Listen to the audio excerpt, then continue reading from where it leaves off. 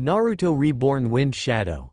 Attack the Country of Fire in the beginning chapter 41-60.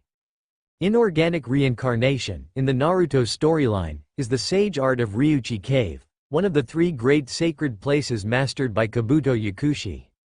This natural energy can grant life to inanimate objects and control them. Compared to controlling objects with simple chakra, the advantage of this energy is that it is more convenient, free, and reduces energy consumption, because the controlled object is no longer inanimate but possesses its own life, acting according to the controller's thoughts. No wonder Baizu can control so many puppets. At this moment, as Baizu absorbs the puppets of the entire Rorin and integrates them into his body, Rasa feels a similar power. The ability of inorganic reincarnation combined with puppetry is truly a match made in heaven. Besides this, Rasa sees another interesting ability, which is material transformation. Simply put, it is the ability to transform the controlled object into another object. Just now, Rasa personally saw Baizu transform his wooden claws into iron longswords. And the current fusion process also involves this ability. These flying puppets are merging very roughly with Baizu's shattered body. Yes, it is fusion, not piecing together. These puppets, with the help of the dragon vein chakra, are like water merging with water, forming a new body. In this instant, Rasa seems to understand what the dragon vein chakra really is. Inorganic reincarnation, material transformation, and this super-speed self-healing ability. It seems to be a natural energy very similar to the sage art of Ryuchi Cave. This is a surprise. Although the power of space-time is gone, it is worth it to exchange it for a natural energy. Whoosh! Under Rasa's control, the sand gold carries Rasa and the bewildered Queen of Rorin, shattering the glass encasing the Saint Mother statue, and arriving outside, on the grass beneath the tower. Seeing that she has escaped, the Queen of Rorin wants to leave and reveal Anrokuzan's true face to her people. But a wall made of sand gold blocks her path. Sorry, you can't leave here yet. I still need you to open the seal of the dragon vein. In exchange, I will solve this traitor from our Sanagakure from the future for you. The Queen of Rorin understands at this moment. So that's it. Kazekage of Sanagakure, you saved me. No. You came to our country also for the power of the dragon vein? Rasa turns his head to look at the Queen of Rorin, who is obviously shrewd but sometimes really silly, and says, "Otherwise, did you think I chose to be a hero to save the beauty because I thought you were pretty?" The Queen of Rorin's face is full of astonishment, followed by some anger. However, she is also very strange. Why? Even though this is under the tower where the Rorin Palace is located, she can't see a single guard. She looks around, wanting to find a guard to first rescue her daughter, Sarah. But looking around, she can't see a single person. What's going on? It's very simple. You, the Queen, have long been hollowed out by your minister. All the guards and citizens you saw before were just puppets he created specifically for you. The Queen of Rorin's eyes widen instantly. Impossible. The people of Rorin. They are clearly living people, not puppets at all. It must be Baizu. Then I don't know. Just then, the earth suddenly begins to shake, and an angry roar echoes throughout the kingdom of Rorin. Kill you, you bastard fourth Hokage. Boom. Along with a huge exploding sound, the earth splits into 4 or 5 pieces, beginning to collapse.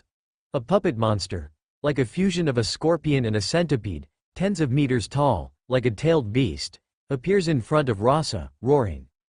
Let you see it, my ultimate puppetry, fourth Hokage. The huge roar causes the entire Rorin to shake. Impossible. Looking at the huge puppet in front of her, and the surging chakra around the puppet, the Queen of Rorin's beautiful eyes are filled with disbelief. I clearly sealed the dragon vein. Baizu shouldn't be able to use the dragon vein's chakra. As soon as the words fall, the Queen of Rorin suddenly remembers something. Her beautiful eyes widen, and she says to Rasa with a terrified expression. It's bad. What I sealed was only the dragon vein seal of Baizu's puppet factory, but the true source of the dragon vein is still continuously supplying chakra to Baizu. Rasa is somewhat stunned, which means that this Queen of Rorin is dispensable to him. Baizu, who has transformed into a huge monster, roars triumphantly. He. Looks like you remembered, Queen. Did you think I wouldn't have foreseen this day? Fourth Hokage. You will pay the price for everything you have done. Just then, the two Anbu ninjas who were ordered by Rasa to investigate also arrive. Seeing the commotion here, they are both somewhat astonished as they look at the huge monster in front of them. This is Kazekage-sama. Rasa directly issues an order without turning his head. Next, you will follow the orders of this Queen of Roran and rescue the civilians of this country. I will handle this big guy. The two ninjas exchange a glance, their eyes falling on the Queen of Roran. Understood, Kazekage-sama. The Queen of Roran is confused at this time, but Rasa will not let these three be light bulbs here. Don't worry about the ceiling for now, I'll play with this big guy. You go and rescue your people who were imprisoned by Bai Zhu, so as not to be accidentally injured during the fight later. The Queen of Roran finally reacts, looks at the monster in front of her, and then looks at the confident Rasa, saying with gratitude in her complex expression. I understand, thank you. Then, she says to the two Anbu ninjas. Please follow me. After the three leave, Rasa crosses his arms in front of his chest, looks at the huge monster in front of him, and says with a sneer. Ultimate puppetry. Let me see where your confidence in saying these big words comes from? Seeing Rasa still so calm and composed in front of his ultimate puppet, Bai Zhu is completely enraged. Only to see his mouth, like the mandibles of a scorpion, open instantly, and purple flames spew out from the tube in his mouth. Dragon Vein. Great Dragon Fire. This is an advanced version of fire release. Great fireball technique performed by Bai Zhu with the power of the Dragon Vein. Because it is fused with the power of the Dragon Vein chakra, the temperature becomes higher and the range of the fireball becomes larger. Oh! Rasa's eyes light up again, because this reminds him of the battle with Jiraiya not long ago. Jiraiya greatly increased the power of his ninjutsu by fusing natural energy. These two have the same goal through different means. Interesting, let me see where the limit of the Dragon Vein chakra is. Thinking of this, Rasa instantly puts his hands together. Boom! At the instant when Bai Zhu's purple fireball flies towards Rasa, two huge sand claws rise from the ground, slamming together, putting their palms together, and directly crushing Bai Zhu's great dragon fire. What? Seeing this scene, Bai Zhu's monster body freezes instantly.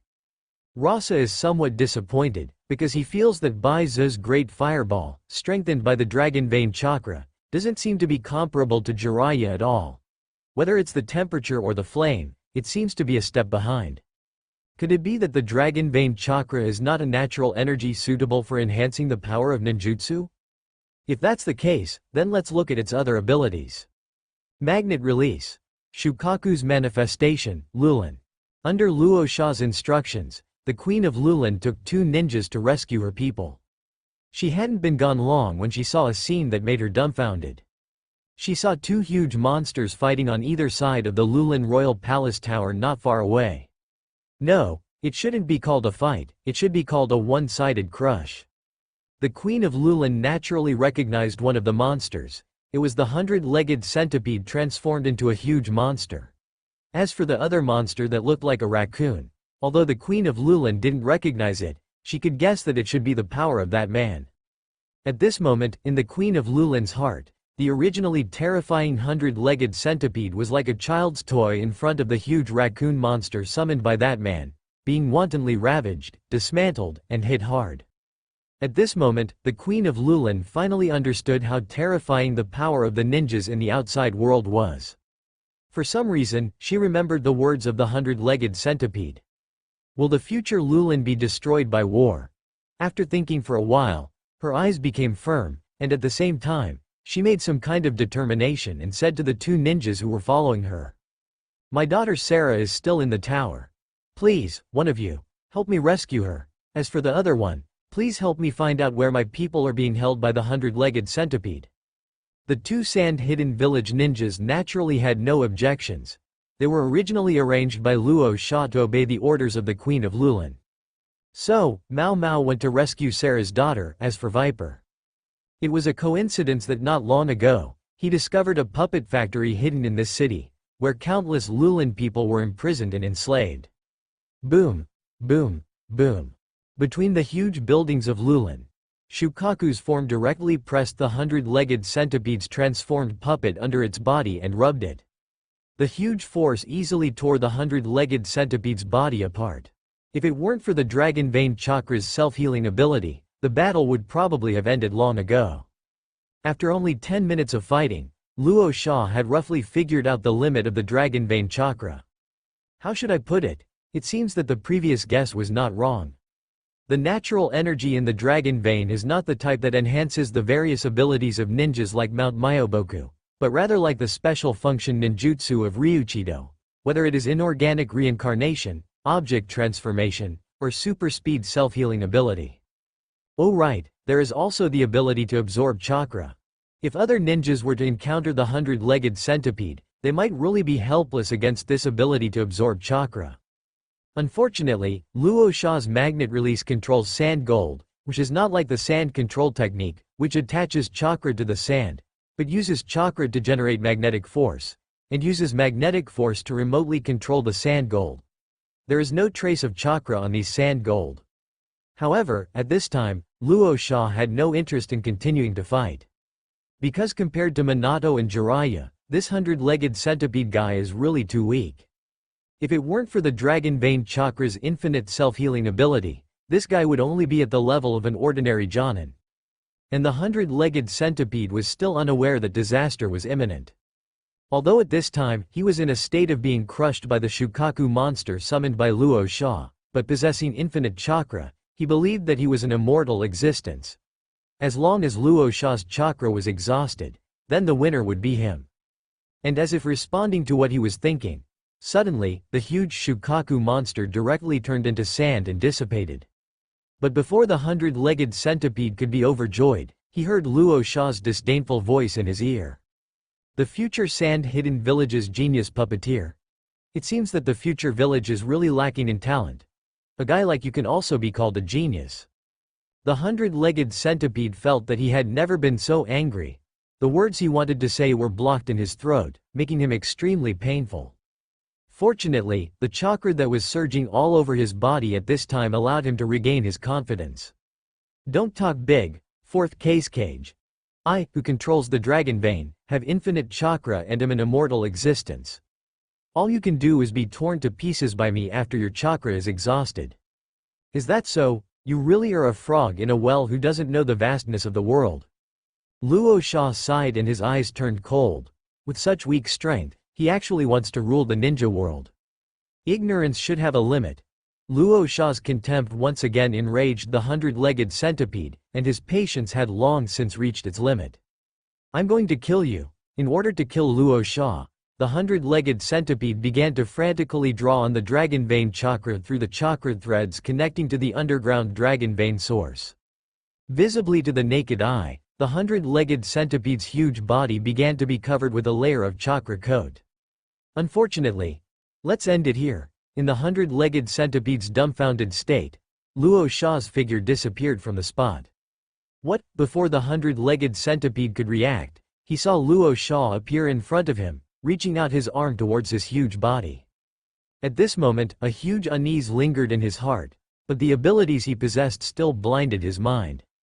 It's useless, I have the ability to absorb. The 100-legged centipede's words were not finished, and a huge horror appeared on his face. Because he felt that his body could no longer mobilize chakra. How? How is this possible? Magnet release Great Burial Seal. Shukaku's incantation instantly spread from Luo Sha's right hand as the center, towards the 100-legged centipede's huge body. The 100-legged centipede only had time to leave half a sentence before completely losing consciousness. This is Shukaku's. Along with the dissipation of the last trace of consciousness, the 100-legged centipede's body began to shrink non-stop. Finally, it turned into its original shriveled and thin appearance. It seems that, unlike Sasori, the 100-legged centipede did not transform himself into a puppet, but used the Dragon Vein chakra's object transformation ability to transform himself into a huge puppet, and could freely transform into various weapons. Of course, what Luo Sha cares more about is the ability of inorganic reincarnation. This puppet can actually use ninjutsu. If Luo Sha could obtain the power of the Dragon Vein chakra, and then inject the abilities of inorganic reincarnation, object transformation, super speed self-healing, and chakra absorption into the Shukaku form he created, perhaps the Shukaku form he controlled could really become an incredible monster. possessing its own life without the need to waste effort to control it, and it can release ninjutsu, has self-healing ability, and most importantly, it can absorb chakra. You should know that the reason why Hashirama Senju's wood-release wood dragon technique is so powerful is largely due to its ability to absorb chakra. That kind of power is really something to look forward to. But, right now, Luo Sha is not in a hurry instead. Because the dragon vein is here, it can't run away at all. Turning it into his power is only a matter of time. What Luo Sha is more concerned about is the 100-legged centipede sealed in his hand. There are many things he needs to determine and obtain. This guy can't die yet. And at this moment, the 2 ninjas from the hidden squad also returned. Is it done? Yes, Lord Kazekage. That Queen of Lulin asked us to come back first? Luo Sha did not waste time and directly said. I remember that the Anbu has special torture genjutsu for interrogating prisoners and exploring their memories. Give it to me. 3 days later, in the residence specially arranged by the Queen of Lulin. Rasa's expression was very complicated. In 3 days, he had used the illusion technique, life review technique provided by the Anbu to go through all the memories in Baizu's mind. How should I put it? There are both joys and worries. The good news is that Rasa might have to apologize to this guy, Baizu. This guy might really be a genius. Through Baizu's memories, Rasa learned about Baizu's discovery of the dragon vein and the entire process of using the power of the dragon vein chakra to develop a puppet technique completely different from the second Kazecage's creation, which he called dragon vein puppet technique. Although the magical power of the dragon vein chakra accounted for most of the credit, Baizu's ability to perfectly combine it with the puppet technique made Rasa have to admit that this guy might really be an excellent puppeteer. In addition, the reason why Rasa admitted that Baizu was a genius was that in order to unlock the Flying Thunder God seal of the 4th Hokage on the dragon vein, Baizu also conducted some research on the Flying Thunder God technique spellmark, and had some results. This is also why he dared to boldly absorb the spellmark of the Flying Thunder God technique into his body, believing that he could use the power of the dragon vein chakra to return to the past. It's just a pity that now this knowledge belongs to Rasa. To thank Baizu, Rasa mercifully gave him a complete corpse. As for the worries, that is, Rasa discovered through Baizu's memory. In the Naruto world of the timeline where Baizu was, there was no his existence. To be precise, it was a timeline that completely followed the plot development. Without him, a transmigrator, interfering, the 4th Kazekage Rasa also died at the hands of Orochimaru. The whole process did not deviate in the slightest from the plot Rasa knew. What does this mean? That is, there is indeed at least a future without Rasa, the transmigrator. So, is it really a parallel world? Or will something happen in the future that he can't be sure of? Rasa doesn't know. With his current ability, he can't find the answer to this question. Fortunately, it's not without hope. Baizu's memory has some fragments about the spellmark of the Flying Thunder God technique. And the Flying Thunder God technique is a space-time ninjutsu, that is, a ninjutsu of time and space.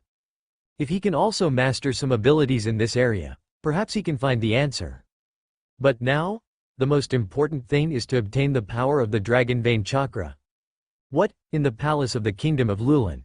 When Rasa proposed to the Queen of Lulin that he wanted to obtain the dragon vein chakra, the Queen of Lulin made a request that surprised Rasa very much.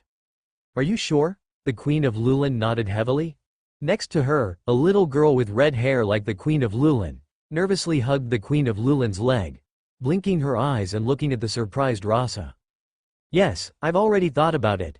I want Lulin to join the Hidden Sand Village, as a condition for giving you the dragon vein. How should I put it? If the Queen of Lulin had set any other condition at this time, Rasa would probably only turn his face, because in his opinion, this Queen of Lulin was not qualified to make conditions with him, but only this exchange condition made Rasa hesitate. Why? The Queen of Lulin said with a somewhat gloomy expression. Because Lulin has no choice. According to Baizu, even with the power of the dragon vein, Lulin will be destroyed by war before long.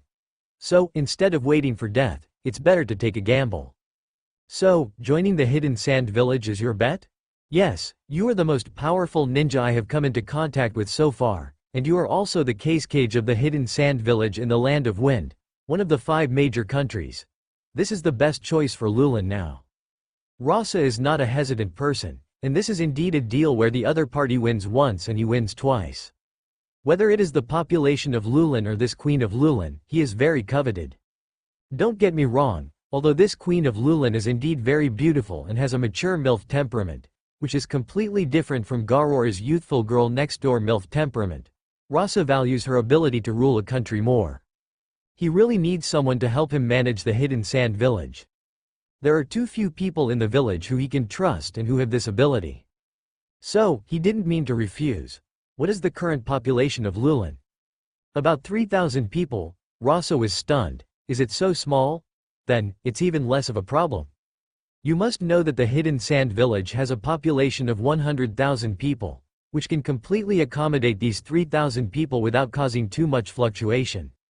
I agree in principle, but as for the final result, after this is over, I'll have to trouble you to come back to the hidden sand village with me. Although I am the Kazekage of the hidden sand village, I still need to consider the opinions of many people. However, don't worry too much, there shouldn't be any problems. The Queen of Lulin, instantly filled with joy, bent down and said gratefully, "Thank you, Kazekage-sama, please take care of me in the future." "You're welcome." Lulin being able to join our hidden sand village is a win-win situation for both Lulin and the hidden sand village. Yes. The Queen of Lulin nodded, and then thought of something and said, "Shinga. This is my original name, please call me that in the future. When Lulin joins the hidden sand village, there will be no more Queen of Lulin in this world." Shinga, huh? As expected of a woman who has been the queen of a country, she still has this political wisdom, which makes Rasa even more satisfied. "I understand, then, next, please take me to the Dragon Vein." Deeper than Bai Zu's underground puppet manufacturing factory. Hundreds of meters underground, under the leadership of Shinga, Rasa finally arrived at the source of the birth of the Lulin Dragon Vein chakra. This is a rather spectacular underground cave. Purple chakra, like magma, rolled and flowed in the cave. And above the cave is a huge circular sacrificial platform. 4 statues stand on it, their eyes looking at the very center of the altar, at the sealing technique that looks like an eye, surrounded by mysterious spells. It's there. According to records, when our Lulin ancestors discovered the Dragon Vein, the power of the Dragon Vein chakra was extremely violent. It was our ancestors who used this sealing technique to suppress the violent Dragon Vein chakra and turn it into its current gentle appearance. And the reason why Lulin can become an oasis in the desert is because of the Dragon Vein chakra's enormous vitality. This made Rasa's eyes light up again. Ever since Luo Sha transmigrated into the world of Naruto and became the Kazekage, the leader of Sanagakure, he understood that he couldn't be like those transmigrator predecessors, only caring about being a lone wolf. His personal interests were already highly intertwined with the interests of Sanagakure. To put it simply, Sanagakure was like a company, and he was the boss. Although, as long as he had enough money, which in the world of ninjas meant possessing great power, he could start anew and rebuild a company, or rather, a ninja village. However, when he already owned a company ranked among the top 5 in the world, one of the 5 great ninja villages, Sanagakure, and controlled half of the company's shares, starting from scratch would be a foolish thing to do. Luo Sha was certainly not a fool, so he was so generous in bestowing the power of the stellar release chakra mode to Yikang, Magawa, Maki, and would later pass it on to more people. Because the stronger the village's overall strength, the more resources Luo Sha himself could mobilize. Although their strength might not be of much use in the final battle, before that, they could save Luo Sha a lot of trouble. Therefore, Luo Sha now very much hoped to develop and strengthen Sanagakure. Based on his 1 month of experience as Kazekage, the main factor limiting Sanagakure's ability to prosper like Konoha was still the harsh environment of Sanagakure, or rather, the entire Land of Wind. This might seem a bit strange. What does the strength of a ninja have to do with the natural environment? Shouldn't a harsher environment produce more powerful ninjas? But this ignores a prerequisite. Ninjas also need to eat. This may seem like nonsense, but it's a universal truth. As the saying goes, an army marches on its stomach. If ninjas can't even get enough to eat, where does the body get the energy? Without this energy, how can they extract chakra? Without chakra, how can they fight against ninjas from other villages? But what is the situation of Sanagakure, or rather, the Land of Wind? From Luo Sha's understanding, not to mention the harsh environment of Sanagakure, which prevents the village from being self-sufficient, over 80% of the Land of Wind is barren desert. This means that the Land of Wind itself is short on food, let alone selling it to Sanagakure. In fact, Sanagakure is not short of money.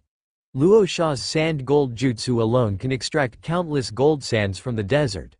What Sanagakure really lacks is food that money can't buy.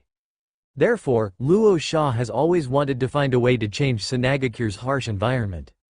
This is also one of the reasons why, in the meeting a few days ago, he asked the village's ninjas to find ways to change the village's harsh environment using ninja methods. What he was actually thinking at the time was naturally Hashirama Senju's wood release. With the power of Hashirama Senju's wood release, a single wood release, advent of a world of flowering trees would be enough to turn the desert around Sanagakure into a forest. As long as there is the shelter of the forest, the loss of ground moisture wouldn't be so fast, and the desert could quickly be transformed into land suitable for growing crops. Even if it's not possible to transform Sanagakure into a forest, turning it into a large oasis shouldn't be a problem. However, this is obviously impossible. Not to mention that Hashirama Senju is already dead. Even if he were still alive, why would the Hokage of Konoha come to help your Sanagakure? As for awakening wood release through Hashirama cells, Luo Sha wouldn't even think about it. Because he is now the Kazekage of Sanagakure, not the Hokage of Konoha, and not even a person from Konoha. But now, Shen Gong's words gave him hope.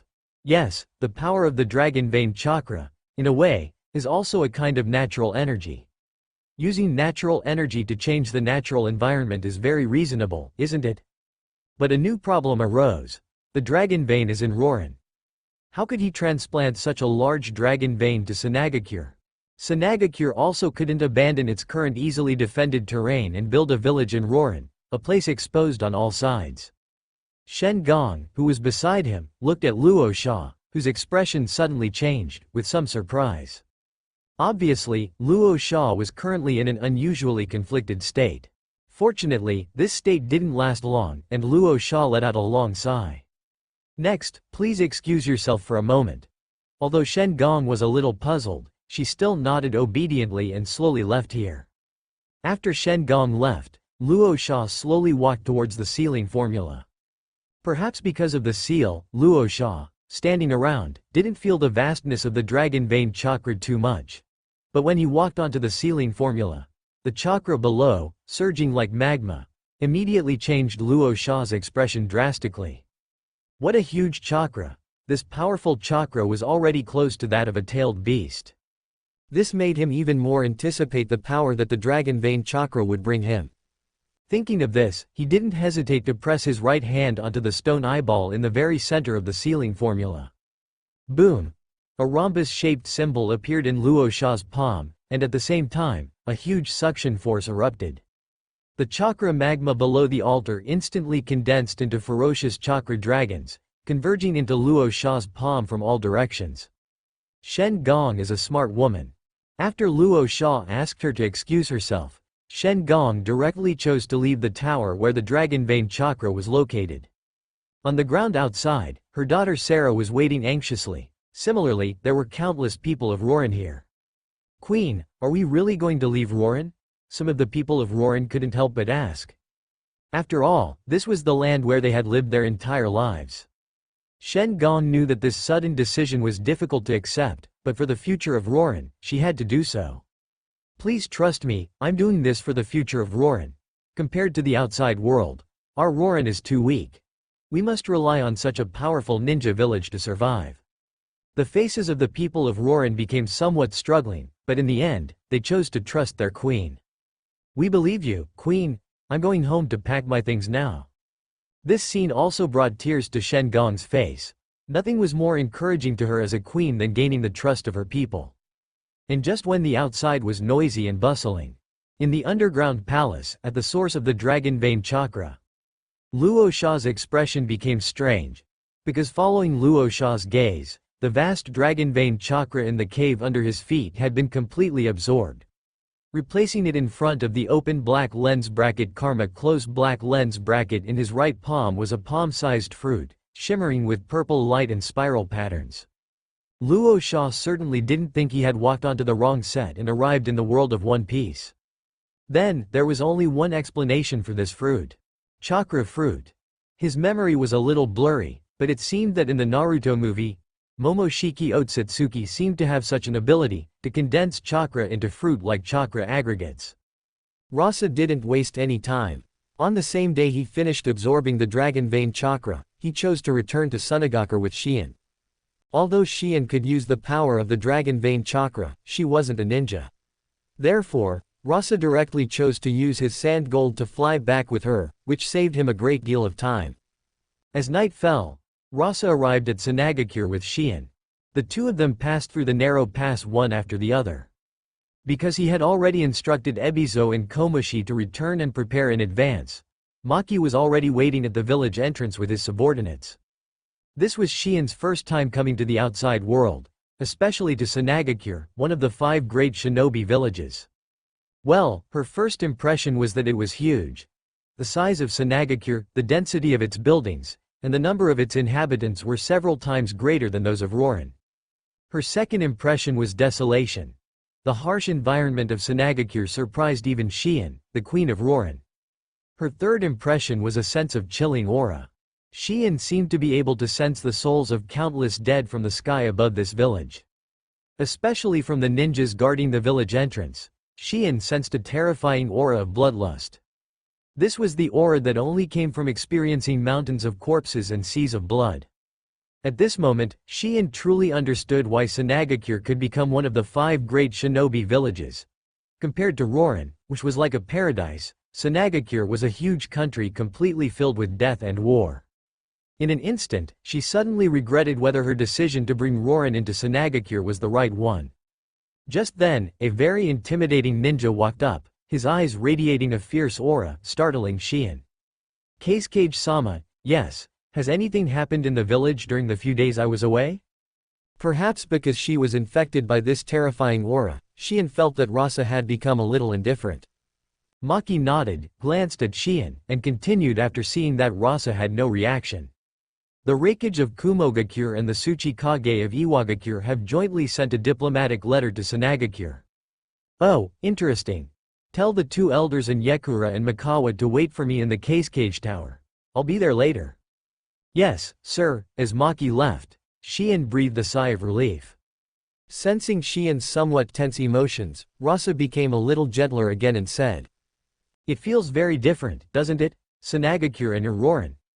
Shien was slightly stunned, then nodded and said without any concealment, "Everyone feels very scary. That's for sure. This is the entrance to Sunagakure. The ninjas who are responsible for guarding this place are the elite of the village.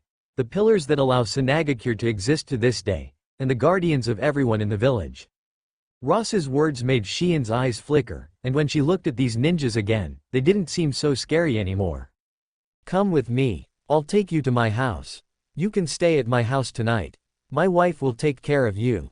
After Rasa finished speaking, he controlled his sand gold without explanation and took Shien to his home.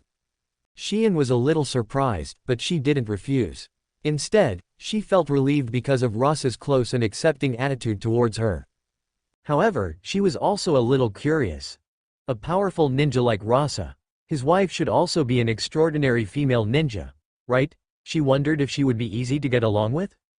But when she arrived at Rasa's house and saw Kurora opening the door with a happy face, waiting for her husband to return like a little wife, she was a little stunned. Kurora was also stunned. Any woman would be shocked to see her husband bringing a strange woman home, right? Fortunately, Rasa was not a fool. He walked directly to Kurora's side, pointed at Shien, and introduced her, saying, "Karura, this is the queen of Rorin, you can call her Shien. Soon, she will lead the people of Rorin to join Sunagakure and become a part of Sunagakure. But now she is still relatively unfamiliar with Sunagakure. In order to let her get familiar with Sunagakure faster, I brought her here. Next, you will accompany her to learn about our village."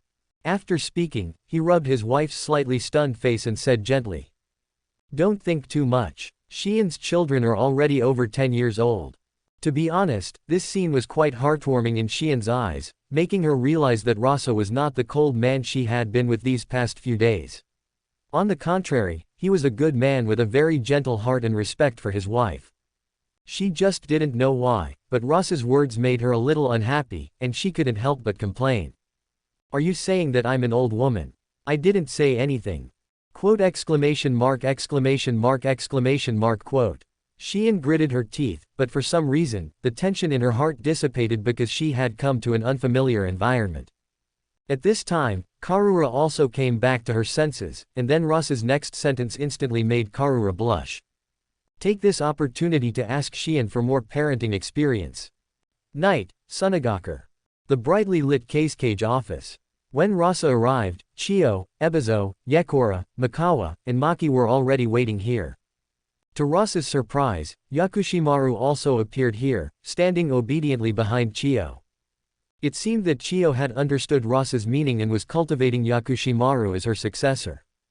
Rasa didn't waste any time and sat in his own Kazekage seat.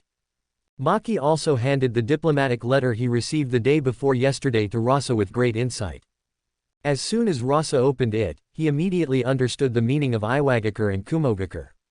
After handing the letter to Maki to pass it to the others, he sneered and said, "This must be the idea of that old guy Onoki. The third Reikage, doesn't have such a brain." The four of them quickly finished reading the diplomatic letter jointly issued by Iwagakure and Kumogakure. Ebizo said in a cold voice, "It seems that Iwagakure and Kumogakure are unwilling to sit idly by and watch Sunagakure grow stronger." Mikawa also understood the intentions of Iwagakure and Kumogakure.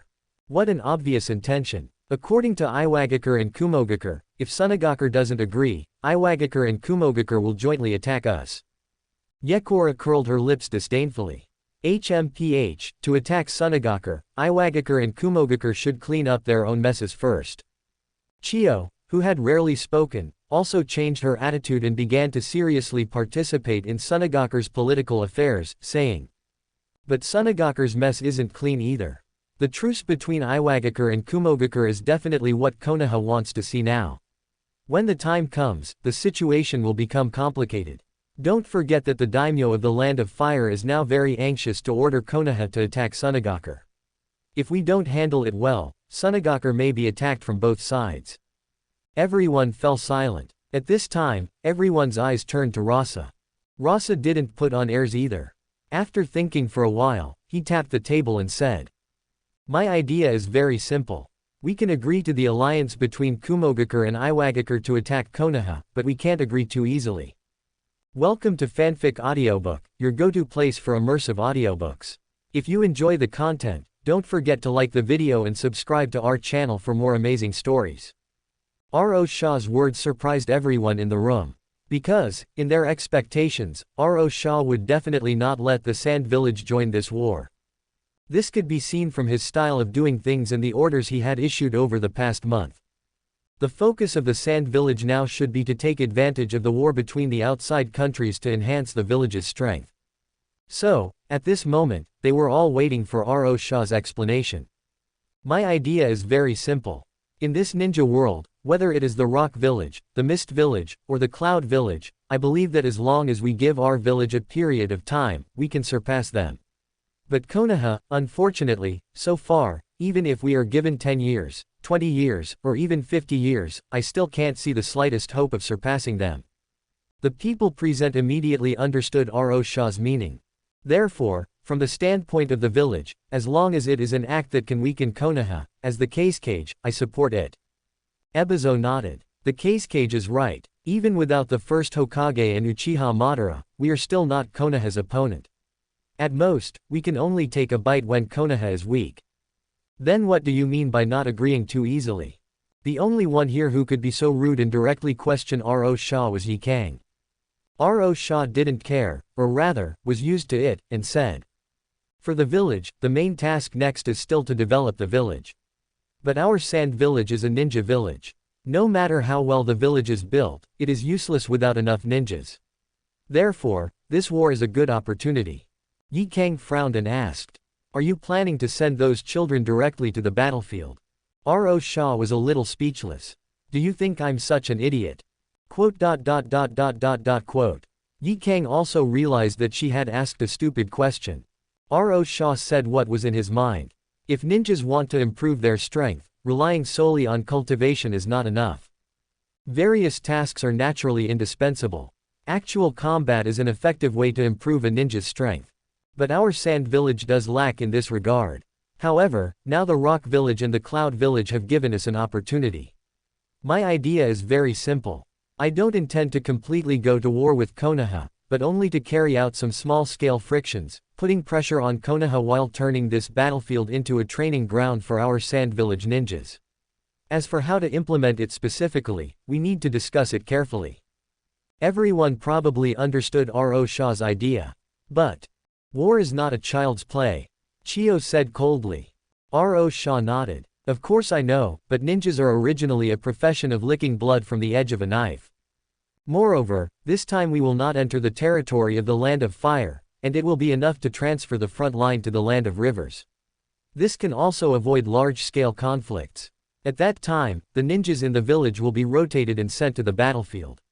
While doing tasks, they can also feel the atmosphere of the battlefield, which is very helpful for their growth. If necessary, I, Yi Kang, and Mi Chuan can all go to the front line to sit in command. This made the few people present nod. Luo Sha had already considered everything very comprehensively, and they also felt that this was a good approach. Only by going to the battlefield and seeing life and death can ninjas grow up quickly. But I'm afraid the rock and cloud villages won't agree to this, right? Mi Chuan expressed his concerns. Luo Sha snorted coldly at this. The problem now is not whether they agree or not, but the problem of our sand village. If they want to coerce our sand village to participate in the war and attack Konoha, a simple diplomatic note is not enough. Quote? Luo Sha's words once again attracted everyone's attention. Yoshimaru, who came here for the first time, looked at his sister's husband with admiration. Is this the aura of the Kazekage? Next, let's discuss a plan together.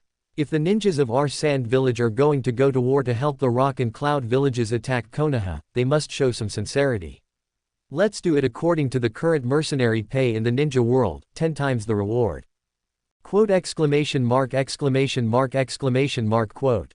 Everyone was stunned, and Maji asked hesitantly. Lord Kazekage, is this really okay? Of course it's okay. As Luo Sha said, he thought for a while, glanced around the entire office, and leaned comfortably on the back of the chair and said. What do you think of this excuse? I, the new 4th Kazekage, have not yet established a firm foothold, and there is internal discord in the village. If I want to convince everyone in the village, I must come up with enough chips. Everyone's eyes lit up instantly. Next, throughout the night, everyone was discussing how to make this plan more in line with the interests of the Sand Village. With the huge benefits of the last surprise attack on the Land of Fire, everyone also had great expectations for the success of this plan. After a night of discussion, the second Sand Village attack on the Land of Fire will take place with the Land of Rivers as the battlefield. The entire battlefield is divided into 3 fronts. The first front is located on the border between the Land of Rivers and the Land of Fire. This is the most dangerous battlefield, where Luo Sha, Mi Chuan, and Yi Kang will each lead the village's Jonin to entangle with Konoha's main force. The second front is within the Land of Rivers. This is much safer. The number of Konoha ninjas who can cross the first front to reach here will be much smaller. This will become the main training ground for the village's ninjas to fight against Konoha ninjas. The third front is within the Land of Wind. This is already very safe. Those genin who have just graduated from the village can be responsible for some simple escort tasks and feel the atmosphere of the battlefield in advance. After this plan is formulated, Maji can calculate the approximate materials and military expenses required for this sand village attack based on this plan, and then demand them from the rock and cloud villages. When the sky was slightly bright, all the plans had been formulated. Maji also went to the rock and cloud villages to restore the sand villages' requirements as Luo Sha requested. After Maji left, the people who determined the plan also breathed a sigh of relief. Next, it depends on the reply from the rock and cloud villages. Yes, Luo Sha nodded. We can act according to the circumstances. After all, it is not our sand village that is in a hurry now, but the rock and cloud villages. After discussing the matters of the rock and cloud villages, everyone began to talk about another important matter. What exactly is going on with that Roron? Such an important matter, as the Kazekage, shouldn't you discuss it with us before making a decision? To Yi Kang's question, Luo Sha's answer was simple. Aren't I preparing to discuss it with you now? As for the situation in Lu Lan, I should have already sent someone to inform you. Yi Kang curled her lips, somewhat displeased, and Mi Chuan also frowned slightly. Both of them understood that the addition of Lu Lan would cause some subtle changes in the internal situation of the entire sand-hidden village. More than 3,000 people, not too many, but definitely not too few. The addition of Lu Lan will definitely break the balance between the noble faction and the civilian faction that has always existed in Sand-Hidden Village. The two had to suspect that this was what Luo Sha wanted. Regarding their own interests, even if the two had already recognized Luo Sha as the Kazekage, they still held considerable suspicion and opposition towards the addition of citizens from this unfamiliar country of Lu Lan. Qian Dai asked curiously, is what the Anbu said true? Our Sand-Hidden Village's puppet technique was actually leaked. And it was controlled by that guy named Anlushan. Of course, Luo Sha would not allow another person in this world to know the future trend, so he concealed Bai Zi's identity, and told Mao Mao and Fushi the name Anlushan. As for Shen Gong, the queen of Lu Lan, he had naturally instructed her as well. Yes. Luo Sha nodded, took out the scroll he had prepared, and handed it to Qian Dai. This is some information I obtained from the head of this guy named Anlushan through some interrogation methods of the Anbu. Qian Dai took it, looked at it carefully, and then said with a surprised face and exclaimed. It's unbelievable, this ninja named Anlushan, it seems that he really understands our Sand-Hidden Village's puppet technique very well. Do you know his origin? Of course, Luo Sha shook his head. Everyone in the room instantly understood that Luo Sha must have concealed something, but none of the people present were qualified to question Luo Sha. Qian Dai was even more so. Ever since Luo Sha covered up the crime of her beloved grandson, Scorpion, who killed the third Kazekage, and blamed everything on Konoha, she had already prepared to retire, and was even less interested in some of Luo Sha's secrets. I see. Looking at it, Qian Dai also understood why Luo Sha would let the country of Lu Lan join Sand-Hidden Village. Kazekage, are you interested in the dragon vein chakra of this Lu Lan? In order to answer the doubts of others, Qian Dai also passed the puppet technique scroll in her hand to the other three to read. The three read one after another for a long time. Luo Sha was not in a hurry, slowly waiting, while observing the changes in everyone's expressions. Hailao Zhang seemed a little surprised, and then fell into deep thought, as if thinking of something. While Yi Kang was watching, her eyes quietly fell on Luo Sha. She obviously thought of the star release chakra that Luo Sha gave them when they invaded the land of fire through the power of this dragon vein chakra. Mi Chuan obviously thought of these things too. He didn't seem to be interested in puppet techniques, but was surprised that Luo Sha could discover these incredible powers one after another. So, what exactly is this? Is it a power like star release chakra? Mi Chuan asked very directly. As soon as these words came out, Yi Kang's face was full of curiosity, but Qian Dai and Hailao Zhang asked with a puzzled look. Star release chakra, what is that? Mi Chuan explained to the two elders. The surging chakra all over his body erupted. It seems that Mi Chuan's mastery of star release chakra has gradually become proficient during this period of time. Seeing this, Luo Sha also explained. This kind of power is based on overdrawing the body's potential. For young people like me, Mi Chuan, and Yi Kang, using it a few times won't have much impact, but for elders like the two of you. Luo Sha didn't finish speaking, but Qian Dai and Hailao Zhang both understood what Luo Sha meant. Hailao Zhang nodded, not looking too curious. Qian Dai came with interest and said, I want to study this magical power, maybe it can help the development of the village's medical ninjutsu. Luo Sha nodded and looked at Yi Chaowan behind Qian Dai and said, I will pass on the power of star release chakra and the peacock wonderful method to Yi Chaowan. As for you, please take care of your body. TCH. Qian Dai curled her lips, but did not object to Luo Sha's arrangement. Luo Sha's ability to pass on this power to Yi Kang and Mi Chuan meant that he did not mean to cherish his broom. This was indeed because he was worried that her body could not bear it. Whether it was him or Hailao Zhang, they were already old men in their late 50s. Yi Kang couldn't help but ask at this time. Then what exactly is this dragon vein chakra? As a strong woman, since she tasted the power of star release chakra and the benefits it brought to her strength, Yi Kang began to be fascinated by this way of cheating to become stronger. She was looking forward to whether this dragon vein chakra was also like star release chakra, which could enhance her power. Unfortunately, Luo Sha's answer disappointed him. I'm sorry, I don't know either. Of course, Luo Sha would not say everything, a half-truth lie is perfect. However, I have an idea that dragon vein chakra may be some kind of natural energy. As soon as these words came out, Yi Kang and Mi Chuan looked confused, not understanding what Luo Sha meant by natural energy, but Qian Dai was shocked, and Hai Lao Zhang gasped and said. Sure enough. Kazekage, are you sure?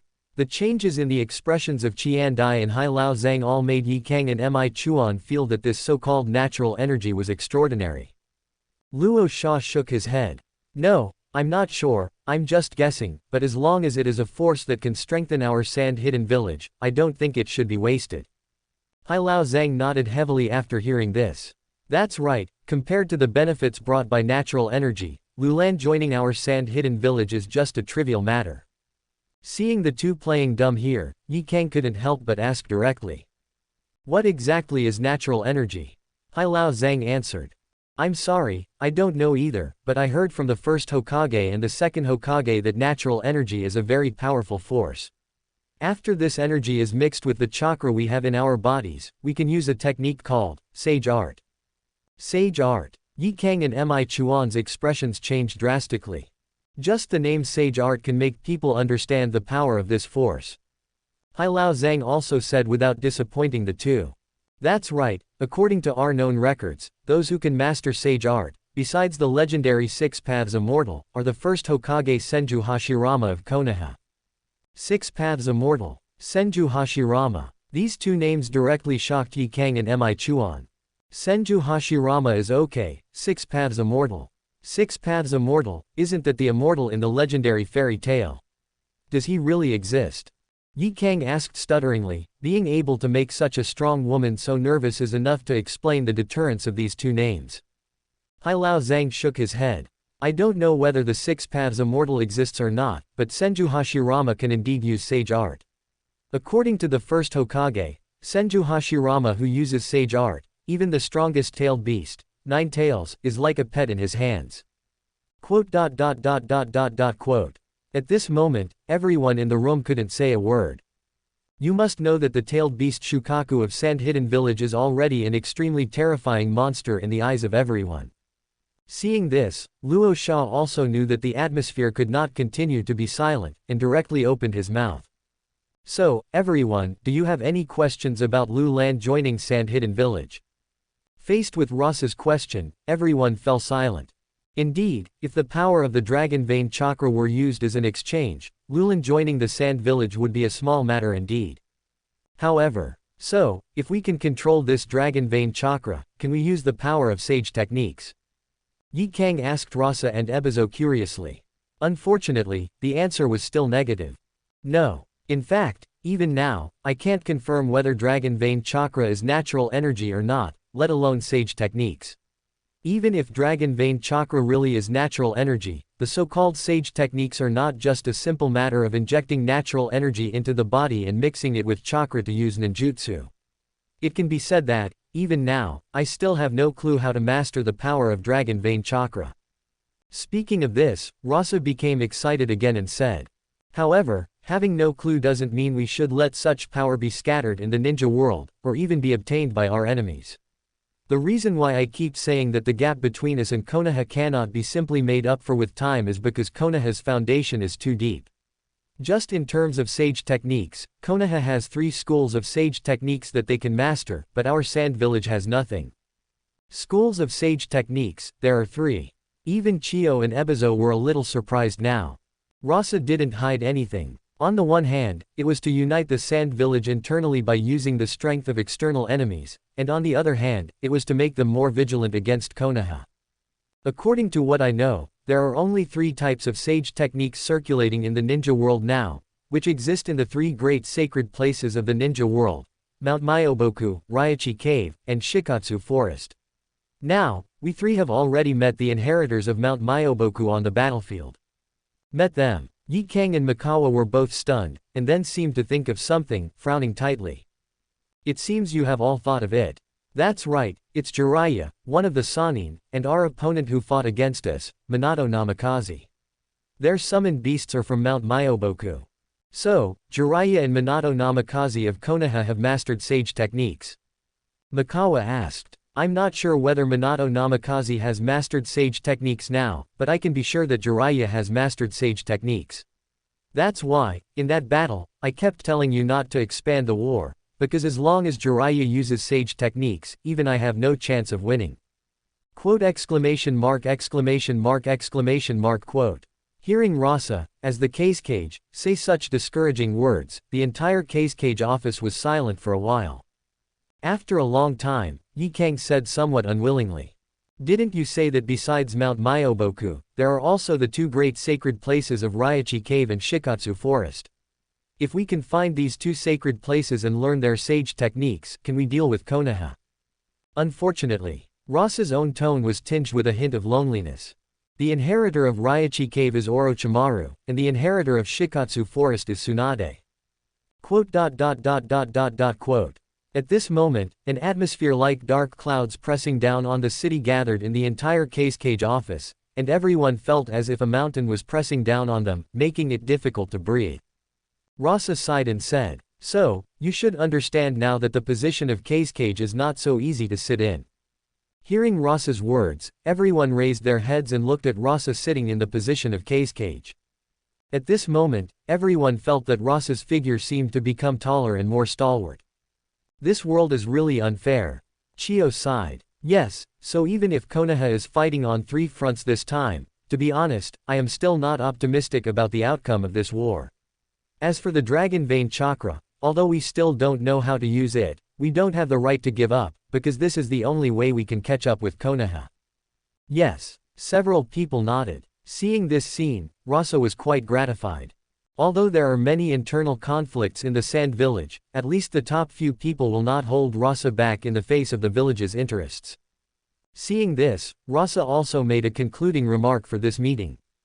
After Lulin joins our Sand Village, I will let the Anbu ninjas be responsible for guarding the Dragon Vein. If you are interested, you can all go and take a look and feel it. Perhaps there will be different gains. Although Rasa absorbed all the chakra in the Dragon Vein, as natural energy, the chakra in the Dragon Vein can slowly recover. Chiyo then said, at least the puppet technique developed by this Anrokuzen gave this old woman some inspiration. If the Kazekage has nothing else to do, this old woman will take her leave to study it carefully. Yes, in the next few days, I will let the Queen of Lulin familiarize herself with the Sand Village. The village must also prepare to welcome the arrival of the people of Lulin into our Sand Village. 7 days later, the village will officially accept the arrival of the people of Lulin.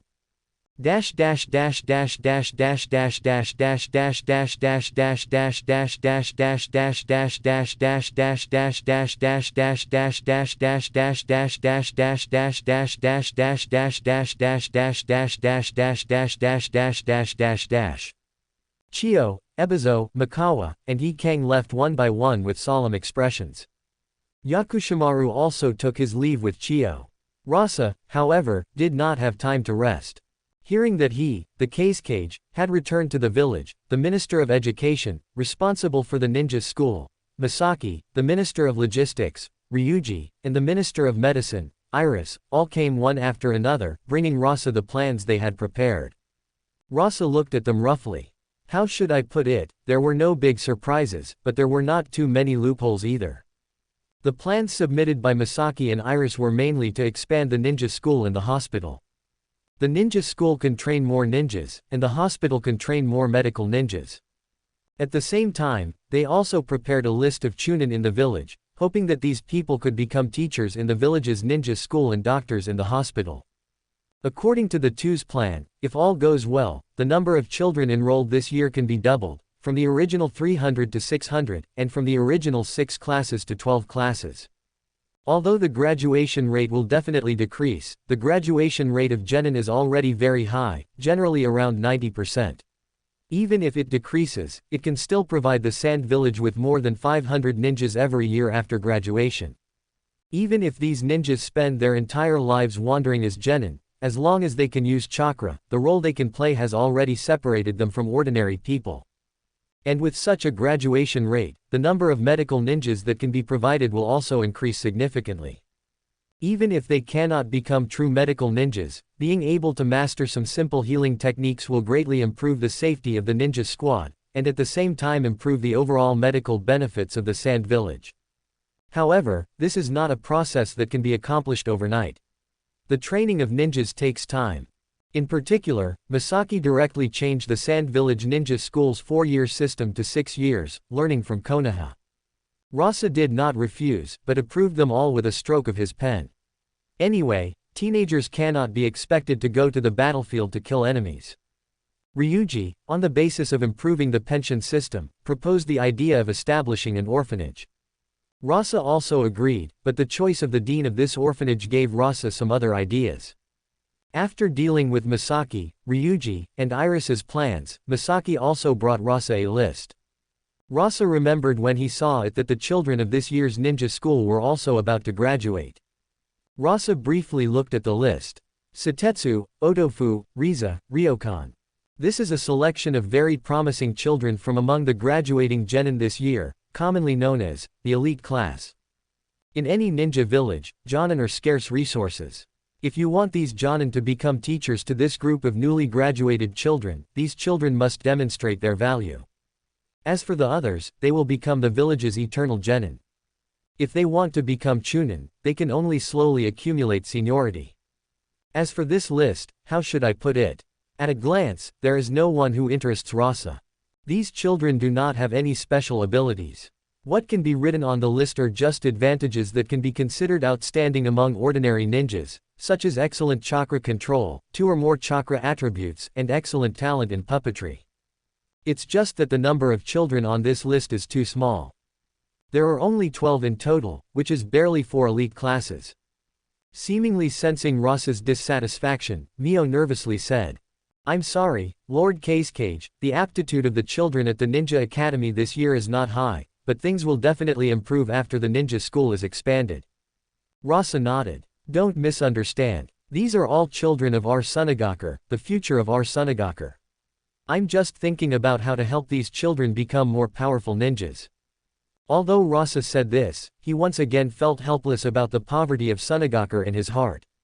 You must know that it has been 47 years since Sunagaker was founded. The village was at its peak during the time of the second Kazekage. By developing puppetry and sand control techniques, he made up for the lack of foundation in Sunagaker. The village's chunin only broke through 1,000. But after the Second Shinobi World War, many died all at once.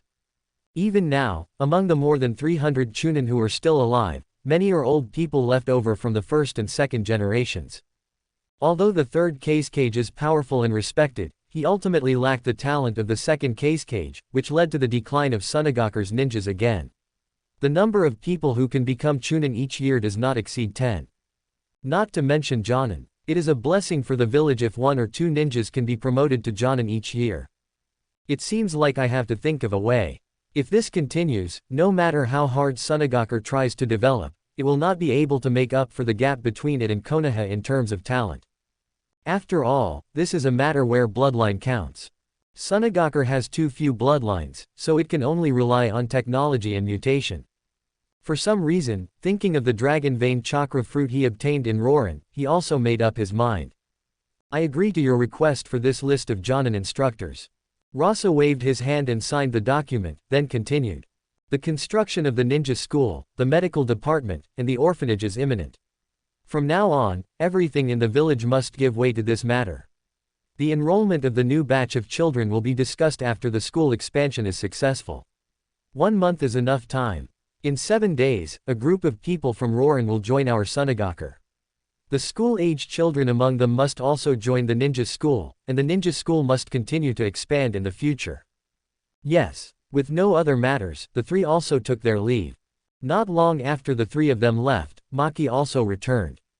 Lord Kazekage, the diplomatic letters to Iwagakure and Kumogakure have been secretly sent by the Anbu ninjas. Rasa shook his head. Don't send them secretly, make a big show of it. I just want Konoha to know. Maki seemed to understand something and nodded. Understood, Lord Kazekage, I will have the Anbu do it. Yes. I instructed you. How is the matter of posting a notice in the village to solicit ideas for improving the village's transportation and environment going? Maki took out a scroll from his chest, prepared in advance. It's already prepared. The notice will be posted in the village after Lord Kazekage reviews it. Rasa took it and looked at it. Overall, he had no objections, except that the rewards were too stingy. Increase the rewards. As long as someone can provide concrete and useful suggestions, reward them according to the standards of an A-rank mission and grant them the treatment of a Jonin-level ninja in the village.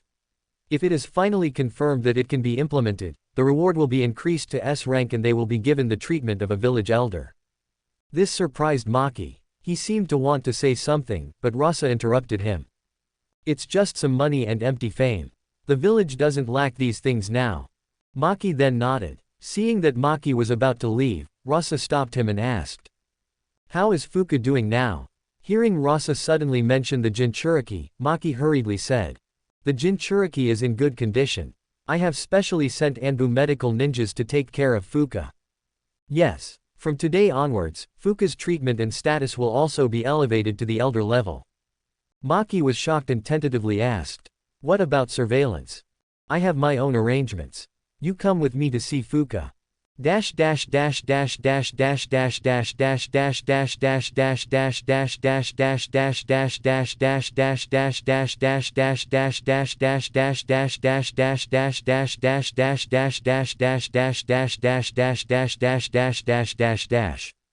When Rasa left the office, the sky outside was already bright, and the temperature in the desert began to rise.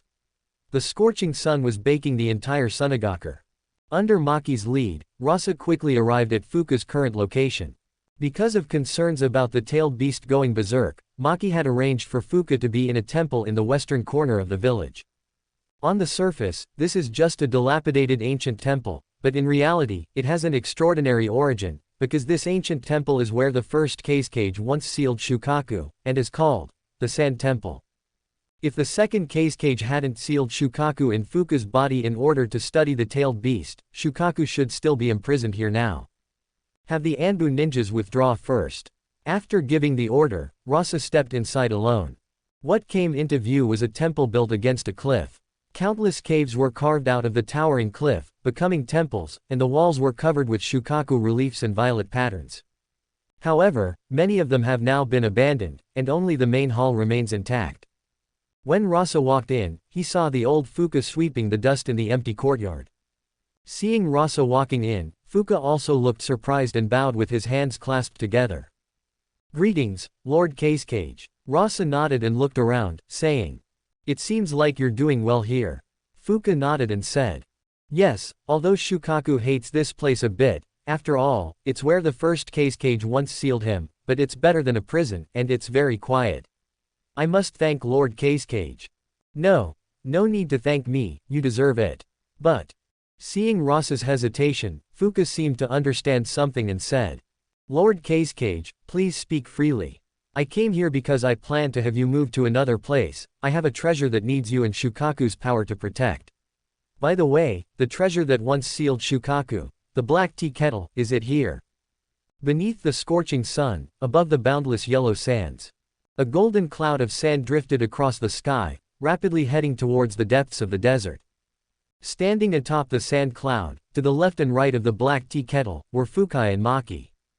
Both were somewhat puzzled, unsure of what Rasa intended to do, or why he had brought them to such a dangerous part of the desert. Even the ninja tool used to seal Shukaku, the black tea kettle, had been brought along. Even as ninja, they were sometimes helpless against the power of nature. And this desert was the dreaded Devil's Desert, feared by all. After flying for about 50 kilometers, Rasa, feeling they had reached their destination, controlled the sand cloud to descend. Upon landing, Rasa bent down, reached his hand into the sand beneath his feet, and channeled chakra into it. In that instant, through the sand's sensory abilities, the general situation of the desert beneath their feet was reflected in Rasa's perception. Is it here? Rasa's words made Fukai and Maki even more confused. They looked around, but couldn't see anything special about the place. Except for sand, there was only sand. Rasa didn't keep them guessing and directly answered their questions. This is the confluence of all the underground rivers that flow through our Sunagaku. Quote exclamation mark exclamation mark exclamation mark quote. The two were even more perplexed as to why Rasa had brought them here. Maki didn't dare ask too many questions, but Fukai didn't have such reservations, and with his hands clasped together, he asked. Kazekage-sama, is the treasure that requires my and Shukaku's power to protect located here? Rasa shook his head. That treasure has always been with me, but instead of me possessing it alone, I believe that sharing its power with everyone in the village will truly demonstrate its value. As Rasa spoke, he took out a sealing scroll from his robes. With a single-handed release of the seal, a beautiful jade box appeared in Rasa's hand. In an instant, even before the jade box was opened, Fukai and Maki, standing to the side, felt the immense and unbelievable chakra emanating from the jade box. Even Shukaku within Fukai's body felt a slight agitation, because it could sense that this chakra was no weaker than itself. Seeing the curious gazes of the two, Rasa didn't explain what exactly was inside the jade box, but simply said, if we want to strengthen our Sunagaku, then improving the aptitude of the children in the village and the environment around the village is a path we must take. We don't have the various secret techniques inherited through bloodlines like Konoha, nor do we have the fertile land like the Land of Fire, so we can only find our own solutions. Maki was shocked, and subconsciously thought of the star-release chakra that Rasa had once given him as he looked at the jade box in Rasa's hand.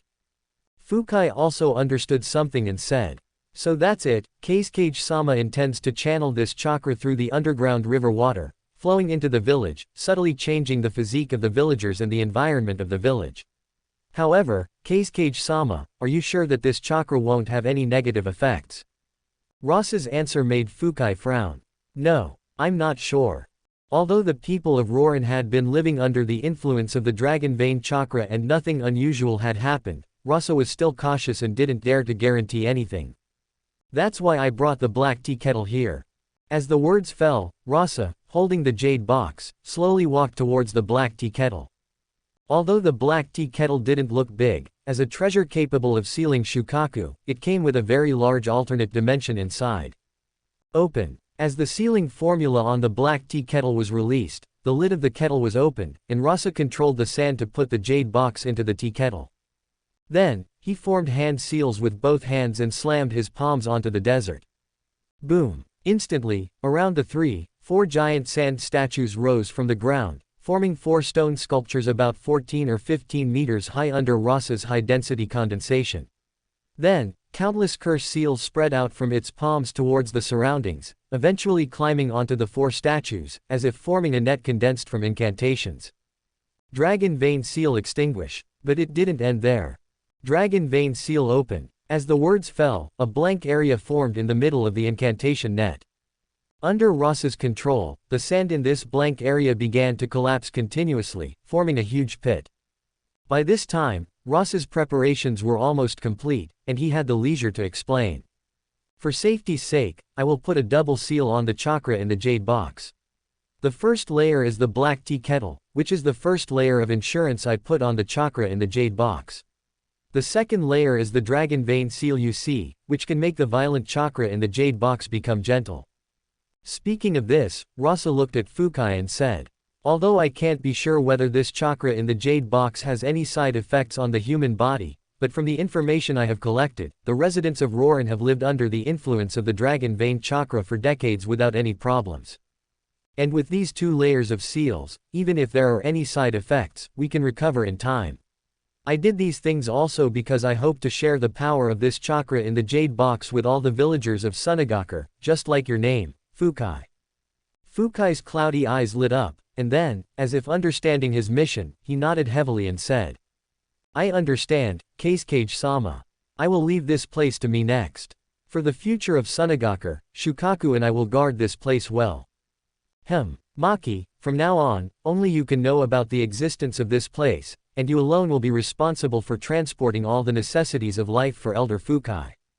Yes, Kazekage-sama. Now that everything had been arranged, Rasa didn't waste any time. Under the control of the sand, the black tea kettle was covered with a lid and moved to the sky above the cave. Rasa's original plan was, as mentioned earlier, to use the black tea kettle that sealed Shukaku as a container for the dragon vein chakra. At that time, as long as he left an opening in the sealing formula of the black tea kettle, the dragon vein chakra of the chakra fruit could dissipate, and finally, through the dragon vein sealing formula from Rorin, it would turn into gentle dragon vein chakra, and then flow silently into Sunagakure along the underground river below. But when Rasa buried the black tea kettle in the dragon vein seal and released the Shukaku curse seal that sealed the dragon vein chakra on the jade box, the scene of the dragon vein chakra dissipating as expected didn't appear. The chakra fruit just floated quietly in the alternate dimension of the black tea kettle. This made Rasa a little confused. To be honest, he didn't expect this situation to happen either. Because he knew very little about the chakra fruit.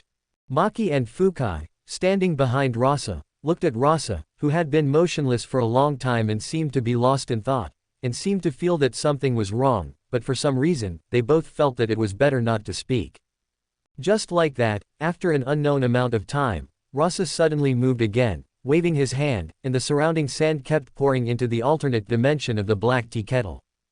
Just when the two were feeling a little unsure of what the Kazekage was doing. Suddenly, a touch of green bloomed on the black tea kettle, which seemed to be used as a flower pot by Rasa.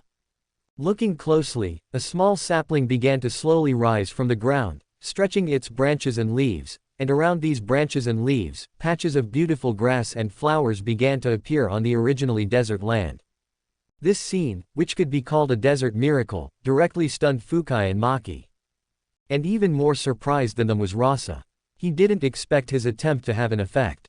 He was just thinking that since the original idea didn't work, since it was a fruit, then like a seed, try planting one, maybe it would have a miraculous effect.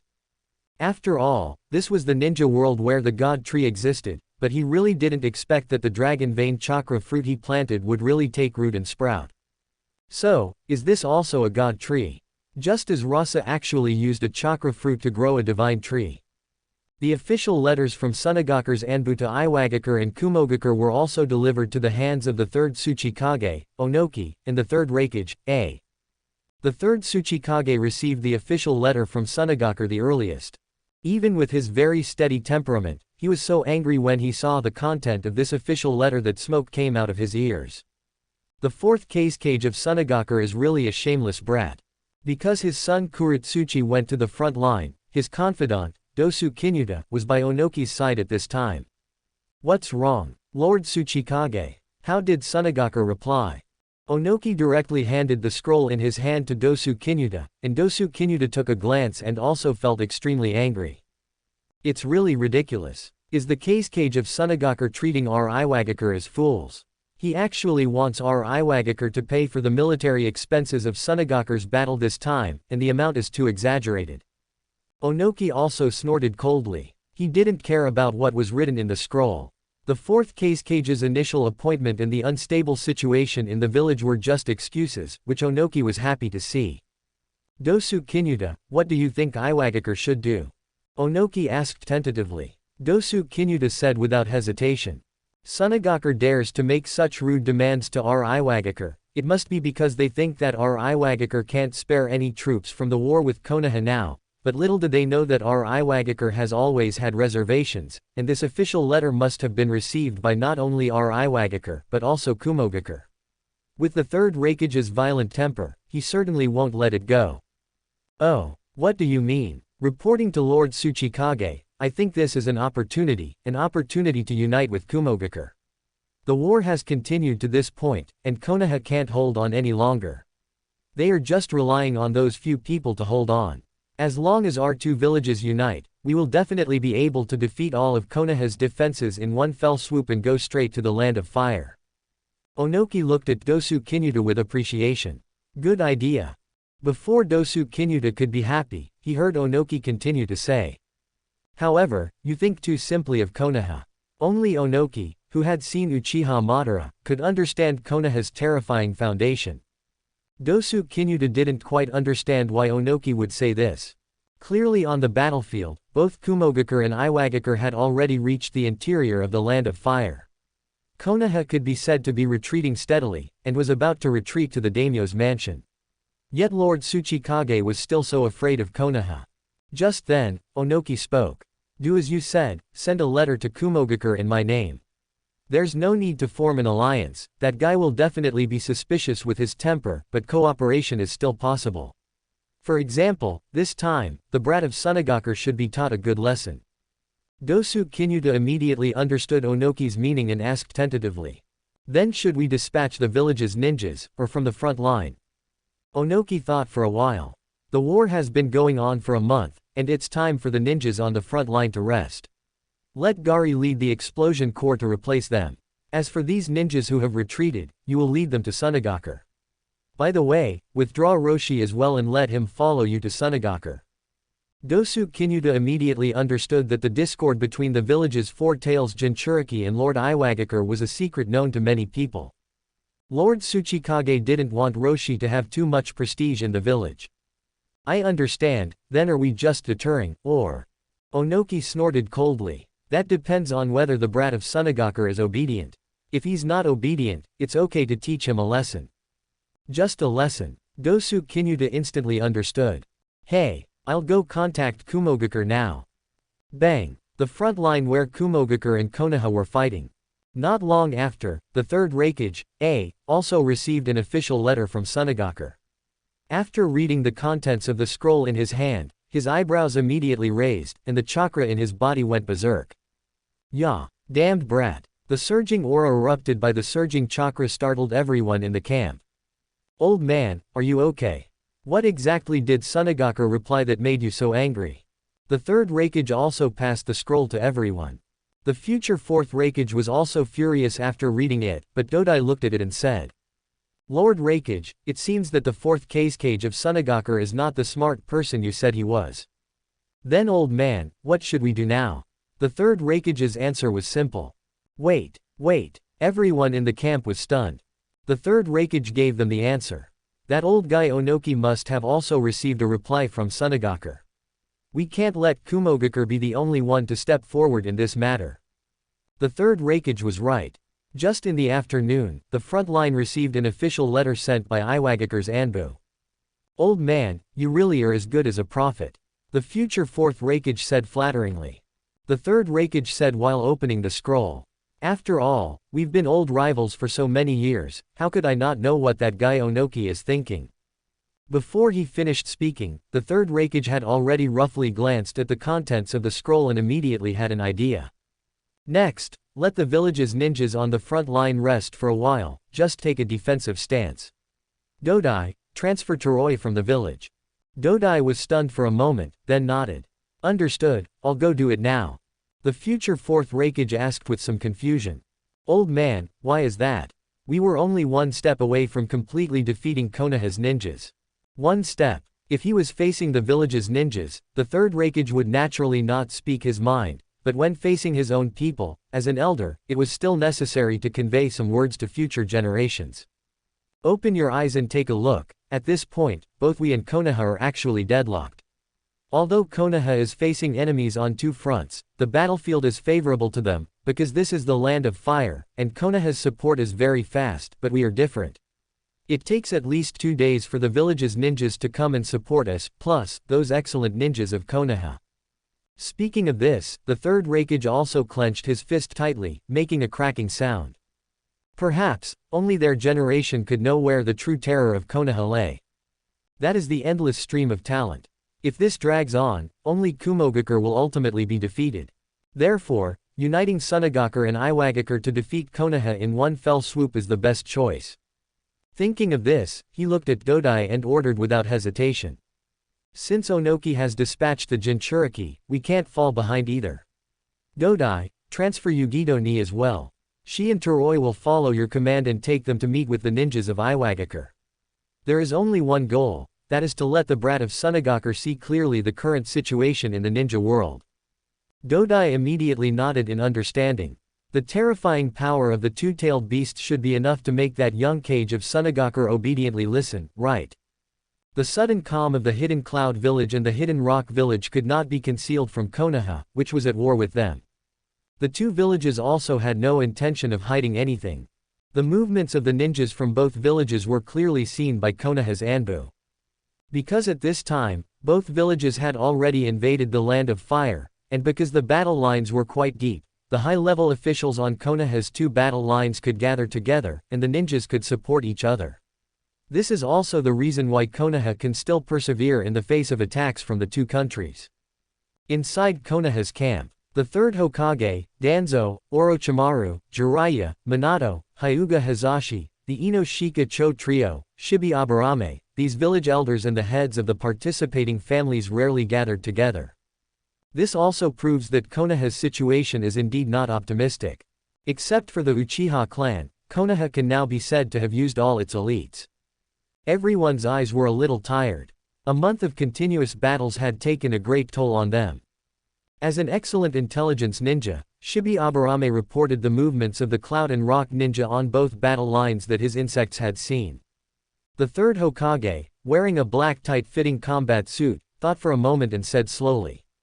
So, in terms of high-level combat power, only the Four Tails Jinchuriki from the Hidden Rock and the Tsuchi from the Hidden Cloud have withdrawn from the battlefield. Yes, Lord Hokage. However, according to the information we have received, the Hidden Rock's explosion squad will arrive soon.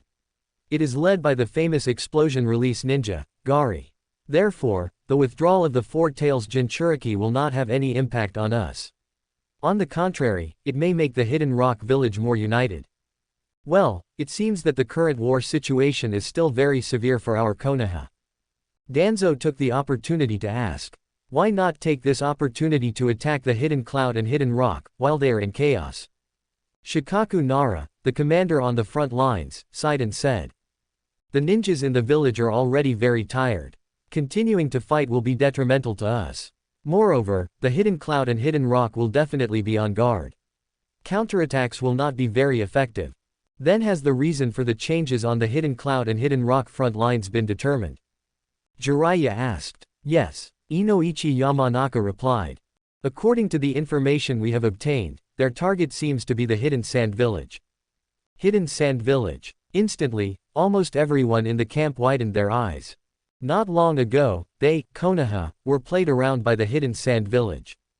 Now, the daimyo is still urging them to attack the Hidden Sand Village every now and then, to retrieve the plundered treasures. Only Danzo's face was gloomy. The reason why he couldn't return to the village and had to stay on the front lines was because of the Hidden Sand Village.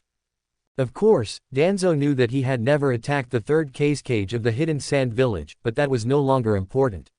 What was important was how the fourth Kazekage of the Hidden Sand Village knew the secret of his arm. During this period, he had investigated everyone who knew the secret of his arm, but no one was suspected of leaking it, including Orochimaru. Everyone also felt the unusual atmosphere around Danzo. However, at this time, everyone couldn't say anything. In the face of the overall situation, Danzo's matter could only be put aside for the time being. Only Orochimaru had a strange smile on his face. Seeing this, the third Hokage also knew that the atmosphere couldn't be allowed to sink, and continued to ask. Does anyone know why the Hidden Cloud Village and the Hidden Rock Village are attacking the Hidden Sand? Inoichi Yamanaka replied. It is said that the Hidden Cloud and Hidden Rock wanted to ally with the Hidden Sand Village, but were rejected. Quote. Now everyone in the camp was even more stunned. Inoichi Yamanaka also knew that this reason was a bit strange and said.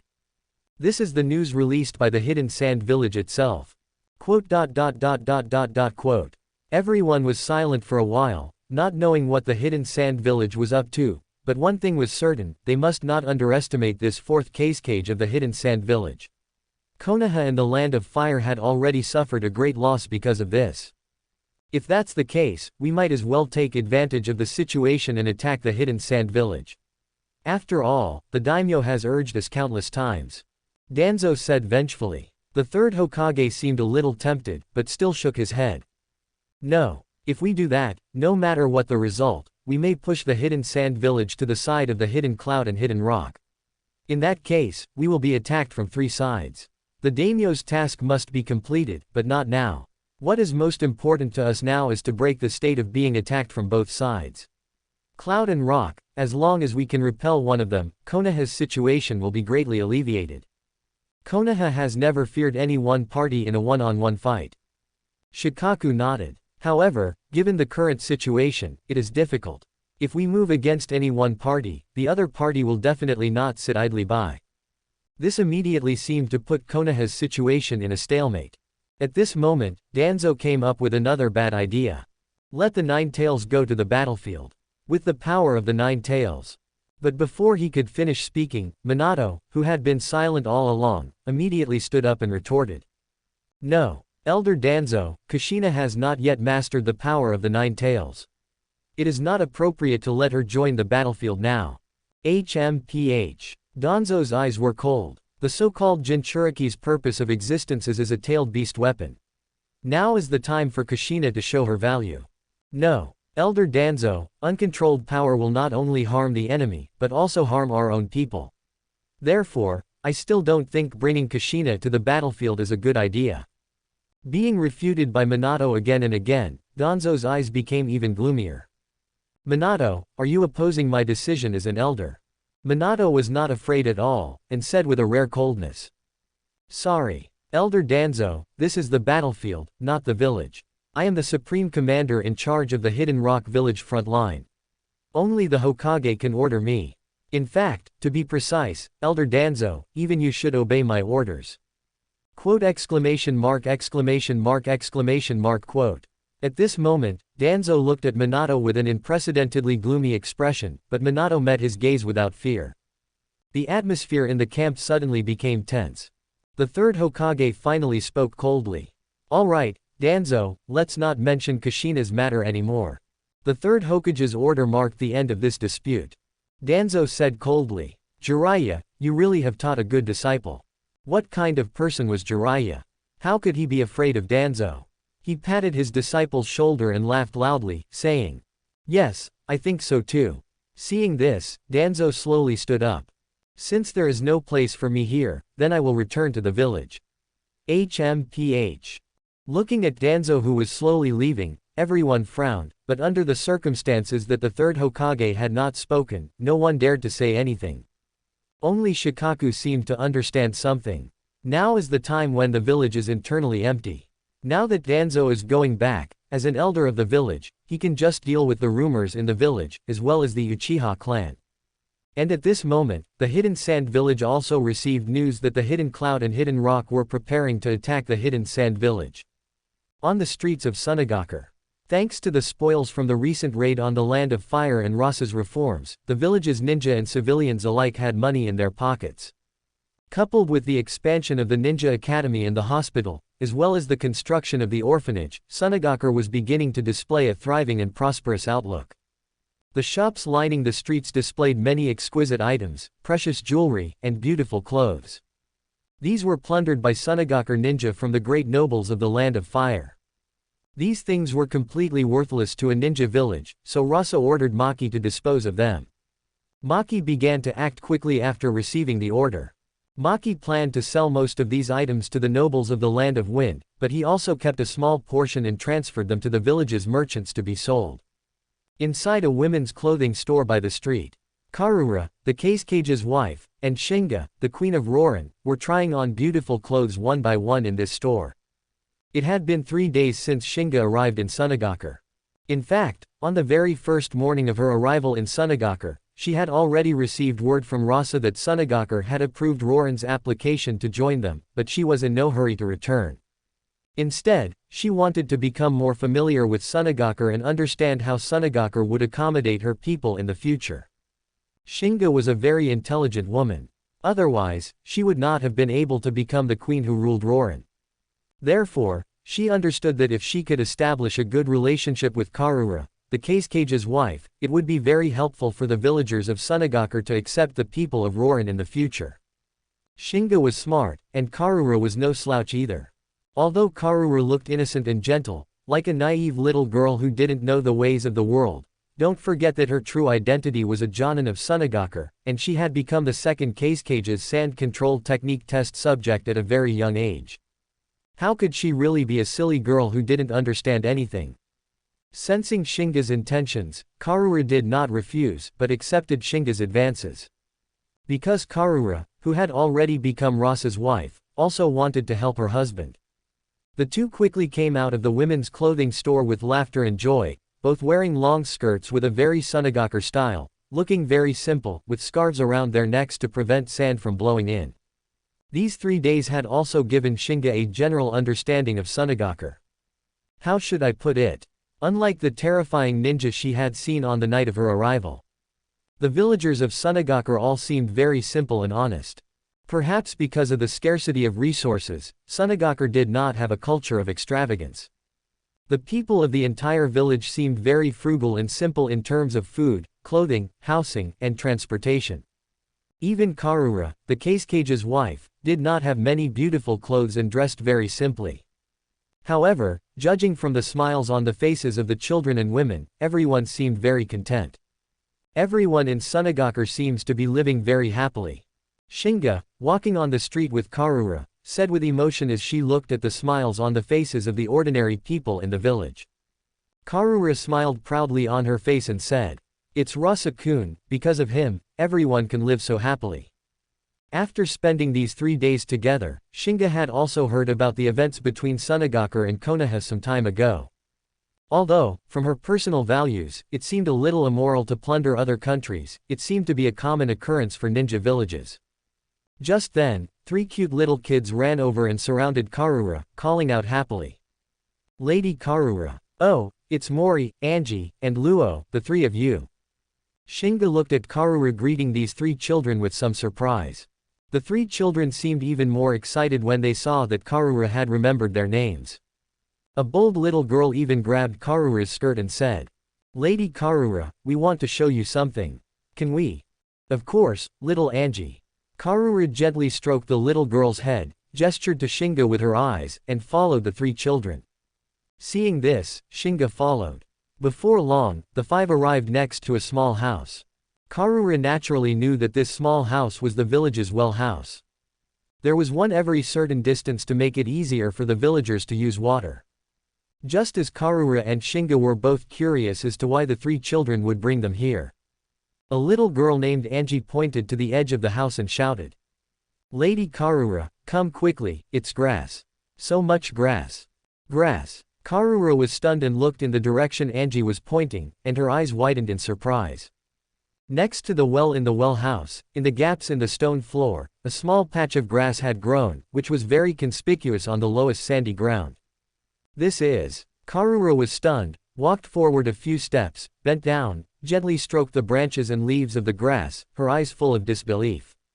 The 3 children next to her also couldn't wait to say, "Lady Karura, this grass grew yesterday.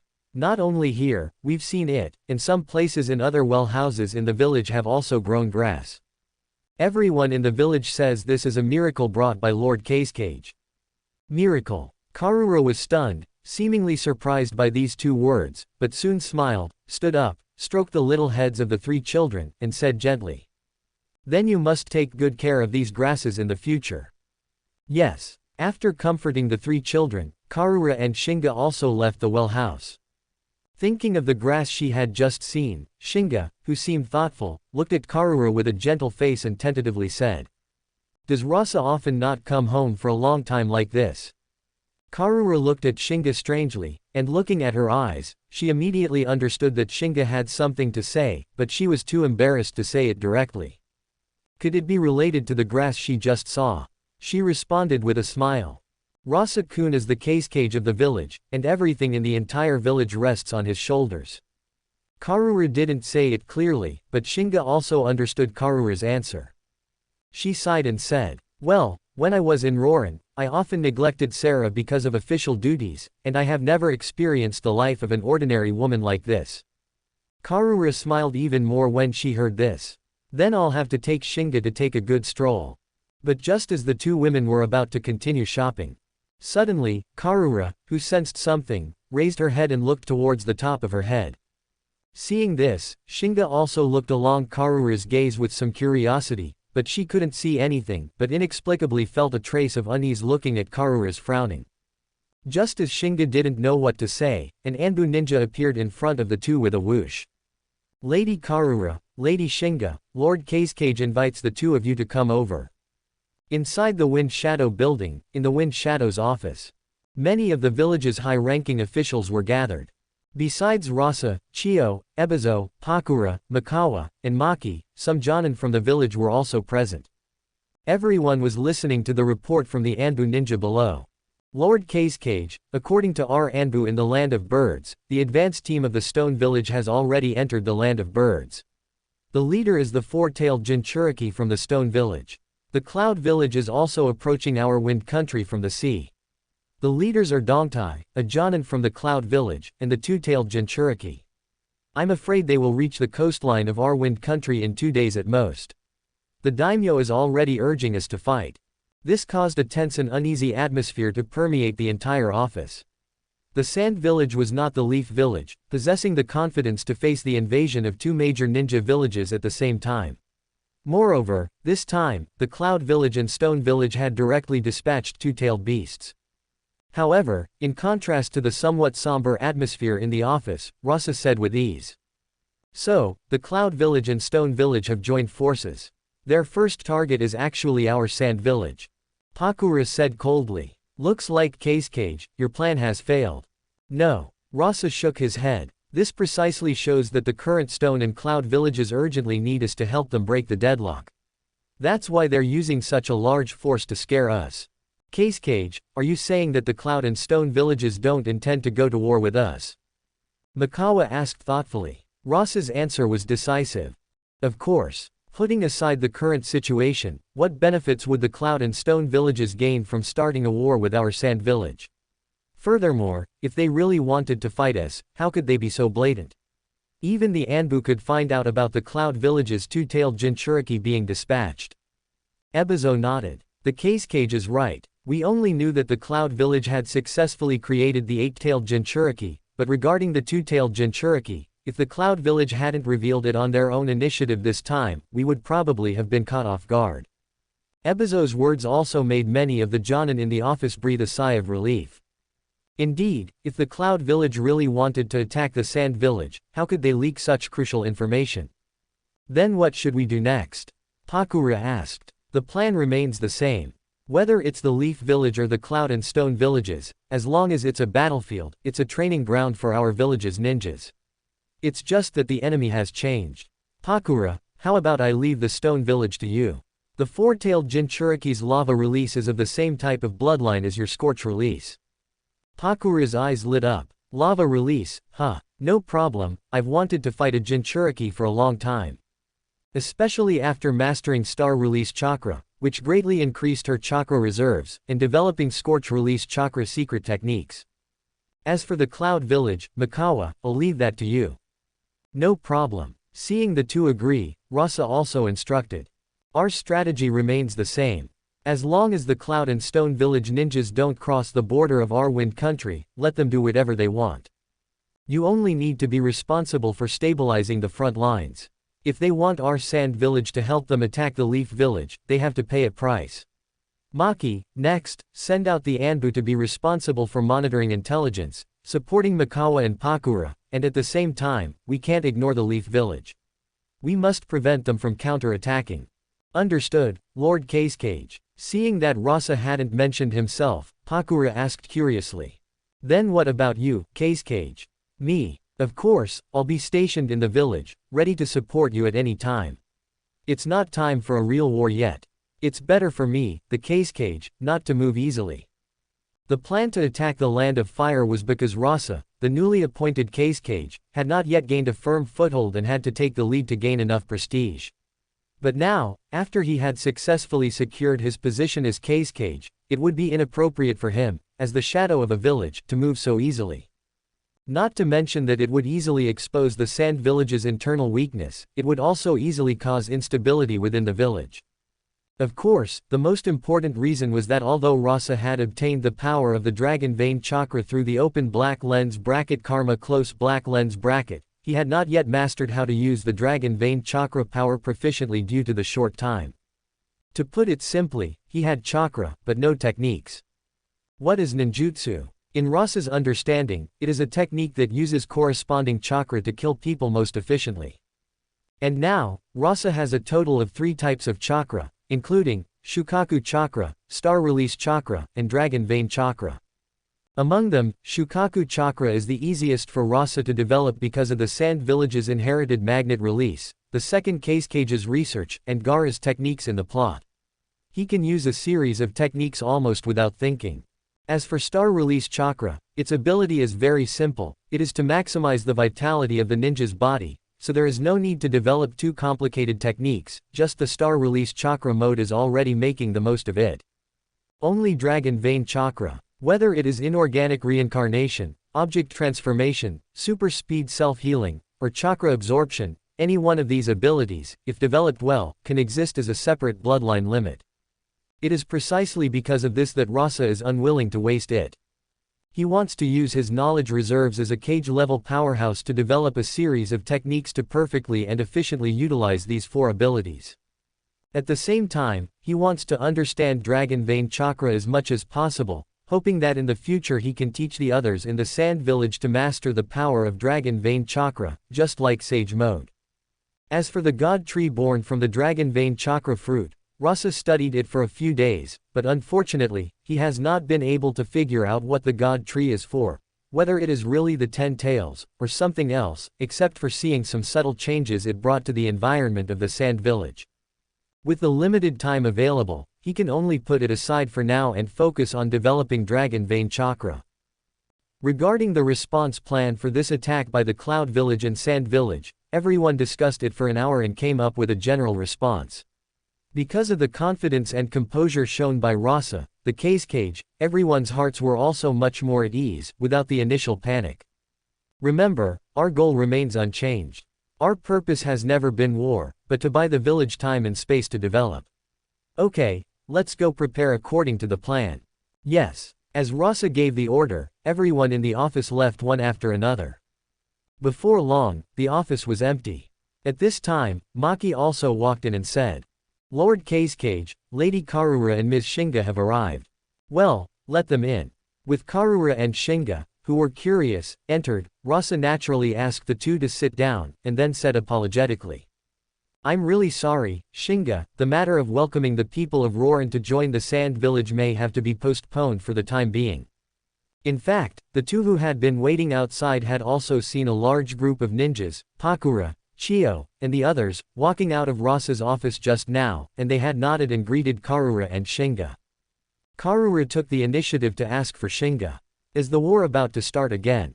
Yes. Rasa didn't hide anything. The Cloud Village and Rock Village troops are attacking the borders of the Land of Wind. I'm afraid things won't be peaceful for a while. Although Shinga had expected it, he still felt uneasy about the chaos displayed by the ninja world. Fortunately, Rasa comforted him. "Don't worry, it shouldn't come to a fight. The Cloud Village and Rock Village are just trying to scare us. As for the citizens of Roran joining the Sand Village, let's proceed according to the original plan, but the welcoming ceremony may have to be postponed for now." Shinga expressed his understanding of Rasa's apology and sighed. "It's okay. Since I've made my choice, I understand the price I'll have to pay for it." "Yes." Rasa nodded, looked at his wife and Shinga, who seemed to be getting along well, and said thoughtfully, "How about this? I see that you and Karura have been getting along well these past few days. Karura, you should be trustworthy. So, I'll leave the matter of the Roran citizens joining the Sand Village to Karura. You can tell Karura any requests you have." Quote exclamation mark exclamation mark exclamation mark quote. Karura and Shinga were both surprised. However, Karura was genuinely surprised, while Shinga had a hint of delight. Shinga naturally understood that if the citizens of Roran, who were joining a completely unfamiliar village as outsiders, had the help of the Kazekage's wife to integrate into the Sand Village, it would definitely avoid a lot of trouble. These past few days of getting along had also allowed Shinga to understand Karura's personality. She was a very gentle and easygoing woman. Rasa's decision definitely expressed goodwill towards the citizens of Roran, and also dispelled Shinga's inner anxiety about the war. As for Karura, she had already prepared to retire to the family and raise children after marrying Rasa. She didn't expect Rasa to actually let her be in charge of such an important matter. She didn't refuse, because she felt her husband's trust in her and some kind of meaningful arrangement in his eyes. Rasa naturally had his own purpose in doing this. First, it was to appease Shinga and Roran behind her. Secondly, given the scarcity of talent in the Sand Village, allowing a Jonin like Karura to become a housewife would be a great waste of Karura's ninja abilities. Although he was a little worried about letting Karura go to the battlefield, it was still fine for her to be in the village. Finally, he could launch a Roran faction between the noble and civilian factions in the Sand Village to balance their power in the village. As soon as Rasa finished speaking, Shinga couldn't wait to say to Karura, "Karura, please take care of me from now on. Can I do it?" Karura was a little uncertain. Of course, Rasa gave her the corresponding authority. As the Kazekage, I can still make the decision on this matter. I will also have the Anbu cooperate with you. I understand. With Rasa's encouragement, Karura accepted the task. Then where are the citizens of Roran going to be placed? Has the village been decided? Yes, it's in the area near the Sand Temple. Karura's eyes lit up, and she understood Rasa's idea. As a former test subject of Shukaku's chakra, Karura naturally knew what the Sand Temple was. That area had been uninhabited for a long time due to concerns about Shukaku's rampage. But now, more than 10 years had passed, and Shukaku was no longer there. Choosing that place would not only avoid affecting the interests of others in the village, but also allow the citizens of Roran to choose a suitable place to live. Karura nodded. That's a good place. However, it's been uninhabited for a long time, so it should need some repairs now. Hearing Karura say that it was a good place, Shinga felt much relieved. You will be responsible for the repairs. The village will pay for it. You can just come to me to sign the papers. The current Sand Village is showing off its wealth. Okay, then I'll take Shinga there to take a look now. Yes. Karura left with Shinga. Karura didn't mention the well house to Rasa. Although she was the Kazekage's wife, she was also a Jonin in the village. Karura understood some of the principles of being a ninja. Rasa would naturally tell her what she should know, and she shouldn't ask what she shouldn't know. And as the Kazekage of the village, Rasa must also be aware of some of the changes in the well house. Rasa was certainly aware, but he didn't say much. Because he didn't want too many people to notice the changes in the village, and thus discover the existence of the divine tree. After Karura and Shinga left, Rasa left a clone to handle some matters in the village, and his main body had already controlled the sand gold cloud to come to the vast and barren desert to continue developing ninjutsu related to the dragon vein chakra. Above the yellow sand, Rasa put his hands together and began to sense the dragon vein chakra in the surrounding nature. No, to be precise, it should be dragon vein energy. Because Rasa hadn't learned the sage mode, he wasn't sure if this dragon vein energy was any different from the natural energy in the sage jutsu learning process. Therefore, for the sake of distinction, Rasa separately named this energy dragon vein energy. This is the ability Rasa obtained by absorbing dragon vein chakra through open black lens bracket karma close black lens bracket. He can sense and absorb the dragon vein energy in nature, just like using sage mode, as a prerequisite for him to use dragon vein chakra. It's just that during this process, his body didn't show any sage mode eye shadow or body changes like the three great holy lands in Hashirama. To be more precise, Rasa didn't find any changes in his body. Therefore, he didn't call it sage mode, but dragon vein mode. Perhaps it was because open black lens bracket karma close black lens bracket directly caused the change in his physique, so Rasa's dragon vein mode can be opened instantly, and he can continue to absorb dragon vein energy during the process, which means that his dragon vein mode has no time limit. However, like the natural energy of sage mode, the amount of dragon vein energy stored in the body at the same time is also limited, and it must maintain a balance with the spiritual energy and physical energy in the body. After these few days of research, Rasa can roughly perceive this ratio, which is not the 1:1 ratio in the sage mode that Rasa knows, but 1:0.5. That is to say, 1 part of spiritual energy and 1 part of physical energy corresponds to half a part of dragon vein energy.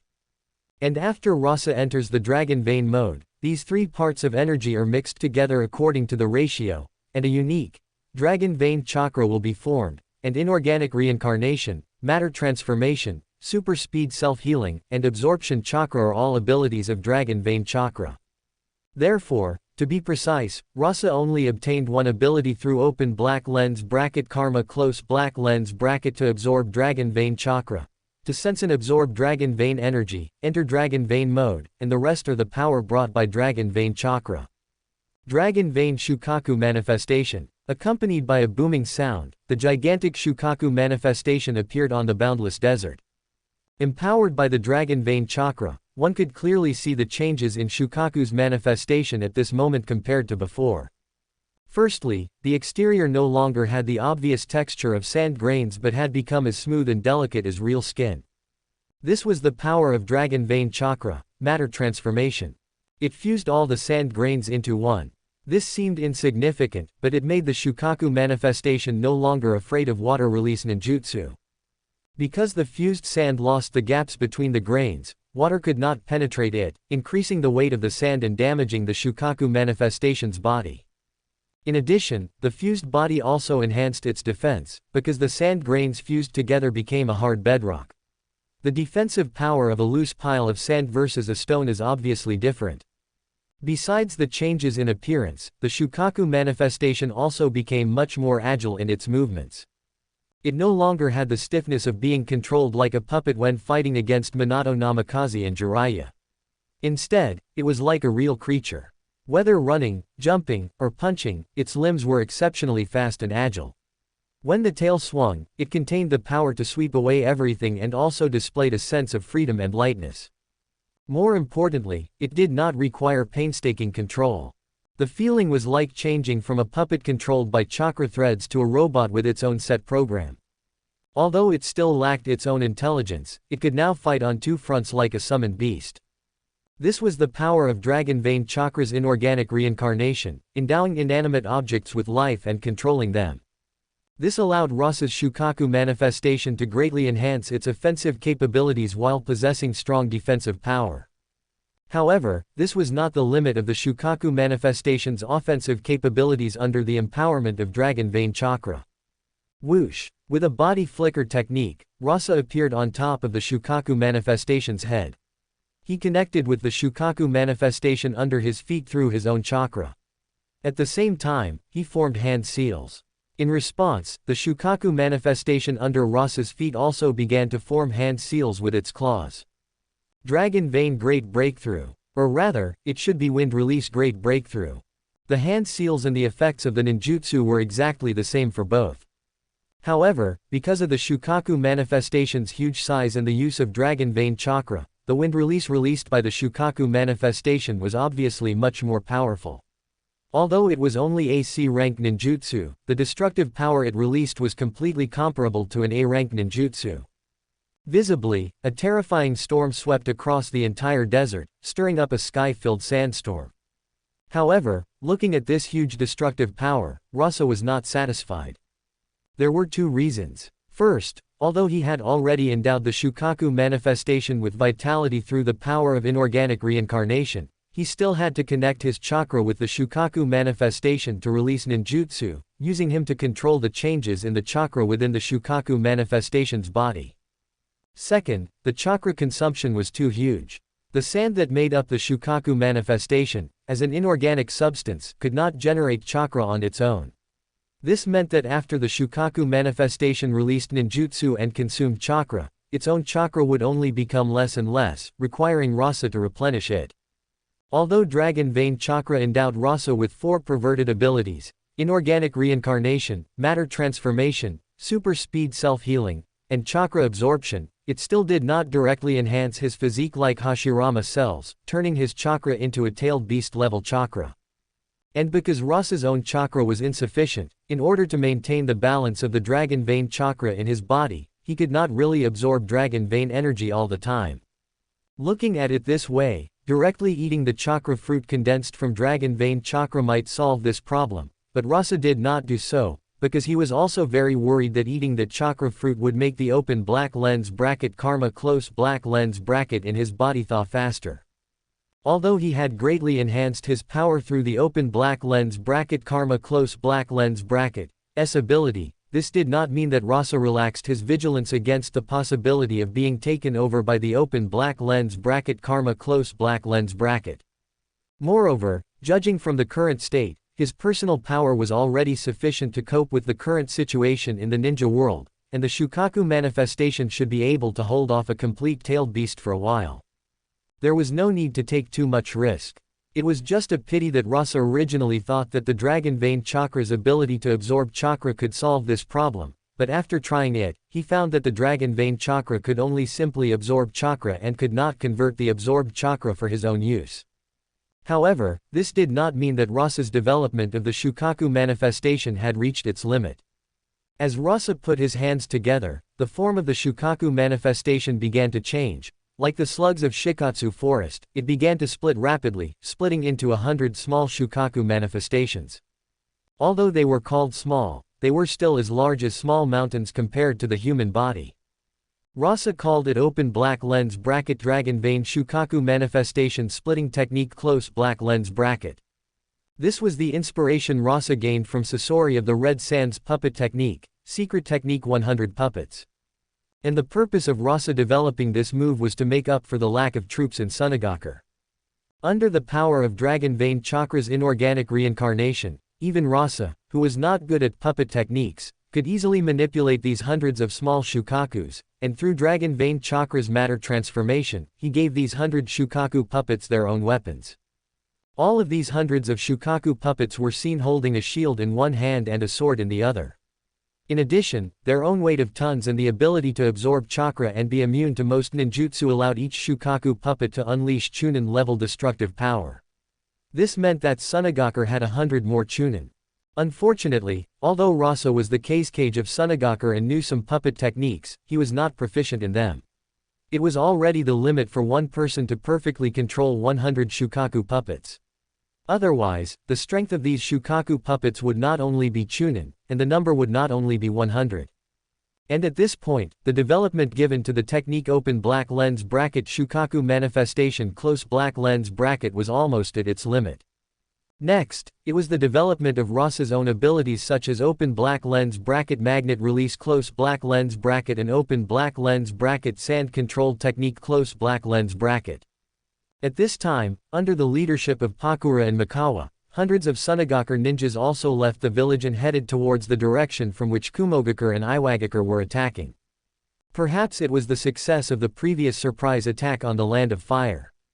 This time, the villagers of Sunagaku did not show the usual anxiety from the bottom of their hearts about the upcoming war. As time passed, war reports from the front line were constantly transmitted to Rasa's ears. The Kumogaku troops who landed on the Land of Demons from the coastline passed through the Land of Swamps and converged with the Iwagaku ninja troops in the Land of Birds, in a posture of pressing the army and preparing to attack the Land of Wind.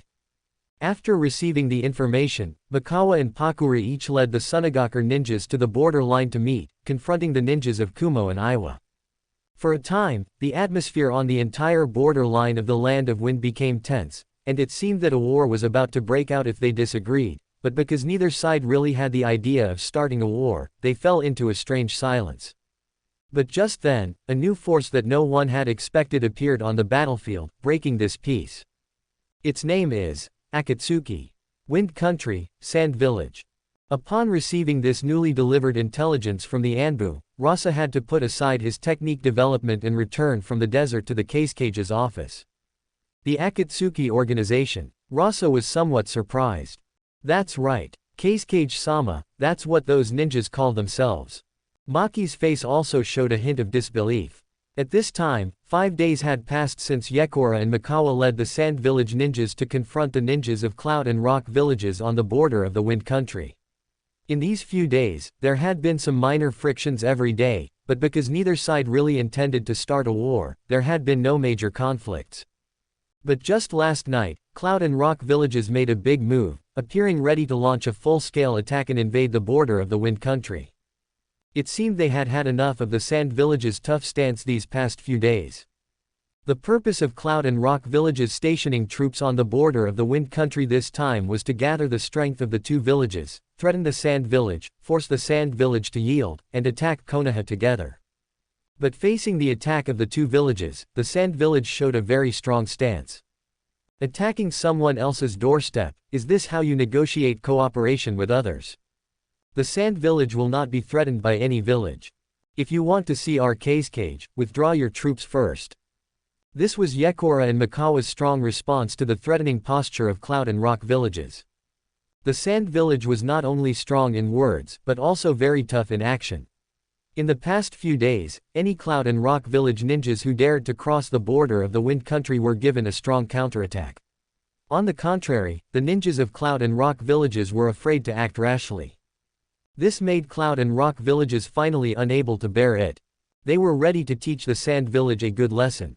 But just when they were about to act, a group of ninjas wearing black uniforms with red clouds appeared on the battlefield. The Akatsuki organization. Seeing the information in his hand, Rasa was also a little surprised. How could he not remember the Akatsuki organization participating in the Third Ninja World War in the plot? Moreover, judging from the information, there were a large number of Akatsuki ninjas appearing on the battlefield, which meant that the current Akatsuki organization was not the S-class rogue ninja gathering place in the later plot. That's right, now Uchiha Obito has not yet become Uchiha Madara, and Nagato and Conan have not yet turned dark. The leader of the Akatsuki organization should still be Yahiko, who believes in peace. However, this is ultimately the real ninja world, and Rasa did not trust some of the information he remembered too much but asked. What is the origin of this Akatsuki organization? Maki seemed to be prepared. Reporting to Kazekage-sama, the Anbu has long recorded information about this Akatsuki organization. It is a mercenary organization born in the Rain Ninja village in the Rain Country. The slogan is to achieve peace in the ninja world through nonviolent means. Speaking of this, Maki seemed a little embarrassed. Peace in the ninja world, what a great ideal, continue. Hey, because of being born in a small country, the main behavior of the Akatsuki organization is to use their own strength to protect their country from the impact of wars between big countries, so it has absorbed many ninjas from other small countries, and the number is not to be underestimated. According to the information recorded, the number of Akatsuki ninjas appearing on the battlefield between Sand Village and Cloud and Rock hidden villages this time is actually 500 or 600. This is no longer a small force. No wonder, whether it is Cloud and Rock hidden villages, or Yekora and Mikawa, they all look like they are facing a formidable enemy. Then what is their purpose this time? Could it be that they also want to take advantage of the situation? No, Maki said with a strange expression. The Akatsuki organization has sent people to contact Yekora-sama and Mikawa-sama. They have only one purpose, and that is to stop the war, because as long as a war breaks out, small countries will inevitably become battlefields for big countries.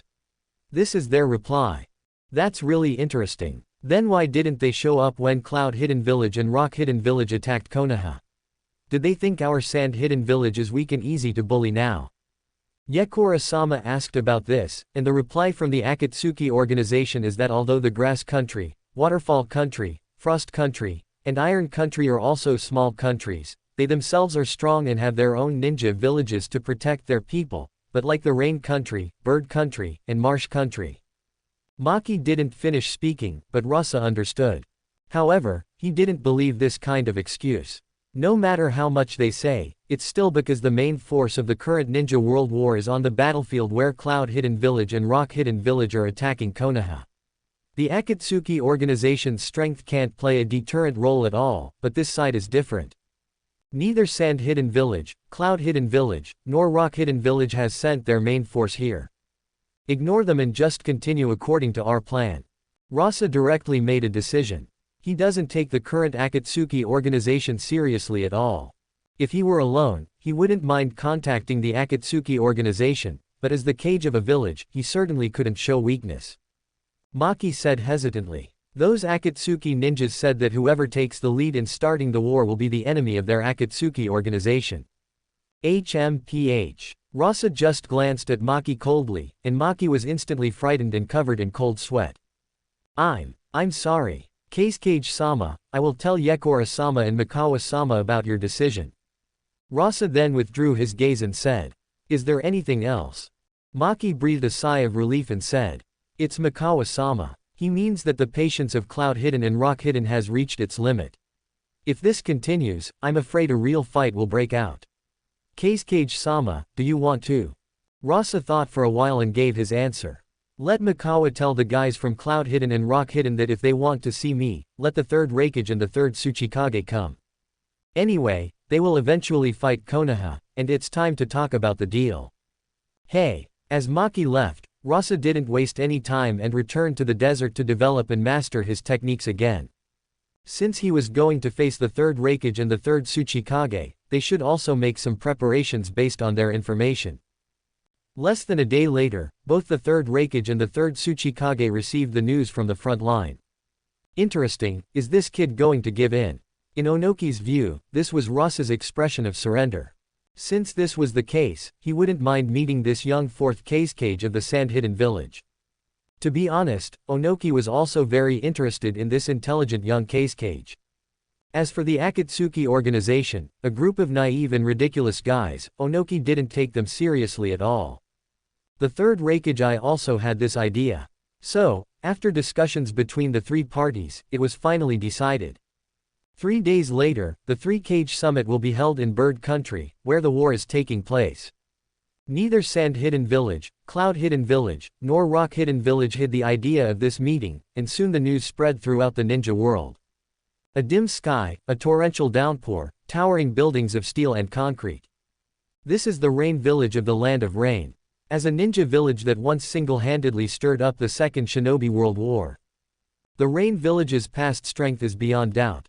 Under the leadership of its leader, Hanzo of the Salamander, who was hailed as a demigod, the Rain Village once possessed power comparable to the 5 great shinobi nations. Unfortunately, a single war completely depleted the Rain Village's accumulated wealth of over a decade. From then on, the Rain Village fell into decline. In addition, Hanzo of the Salamander, who once stood at the pinnacle of ninjas, gradually aged and lost his absolute control over the Rain Village due to the ravages of time, and the Rain Village began to enter a state of disorder. Thus, the Akatsuki was born. The chaotic Rain Village became the best soil for the Akatsuki to grow. Coupled with the chaotic shinobi world and the personal charisma of the Akatsuki leader, Yahiko.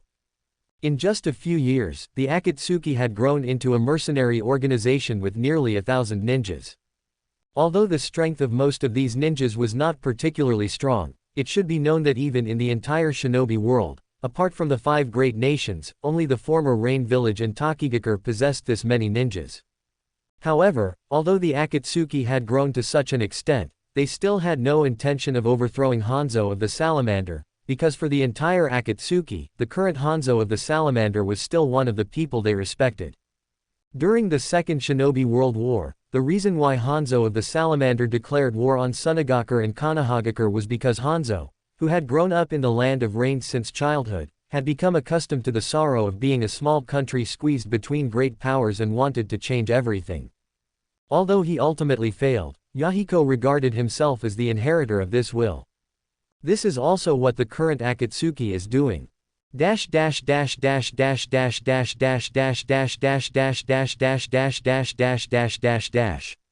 Boom. As lightning illuminated the sky, a torrential rain poured down. In a certain village on the border between the Land of Rain and the Land of Birds. 5 ninjas wearing black cloaks with red clouds gathered here. They are the leaders of the current Akatsuki. Leading them was a young man with orange hair named Yahiko. Beside him was a young girl with blue hair named Conan, and on either side of them were a ninja who looked like Buddha called Daibutsu, and a ninja with patterns on his face called Kyusuk. Behind the 4 of them was Nagato, who looked very inconspicuous and had red hair. Although the Akatsuki now has nearly 1,000 ninjas, the actual number of jonin is only a dozen or so. And these 5 are the best of those dozen or so people. Looking at the information they had just received, the 5 of them looked somewhat discouraged and unwilling. The news that the Kazekage of Sunagakure, the Raikage of Kumogakure, and the Tsuchikage of Iwagakure were meeting in the Land of Birds meant that these 3 great ninja villages did not take the Akatsuki's warning seriously at all. Damn it, what did these ninja villages of the great powers think the countries of others are? Launching wars on the territory of other countries on their own initiative. Kyusuk roared angrily. The reason why he was so angry was because he was born in the Land of Birds. During the Second Shinobi World War, he became an orphan because of the battlefield and fled to the Land of Rain, becoming a ninja of the Rain Village. This is the arrogance of the great powers. Daibutsu had a compassionate look on his face.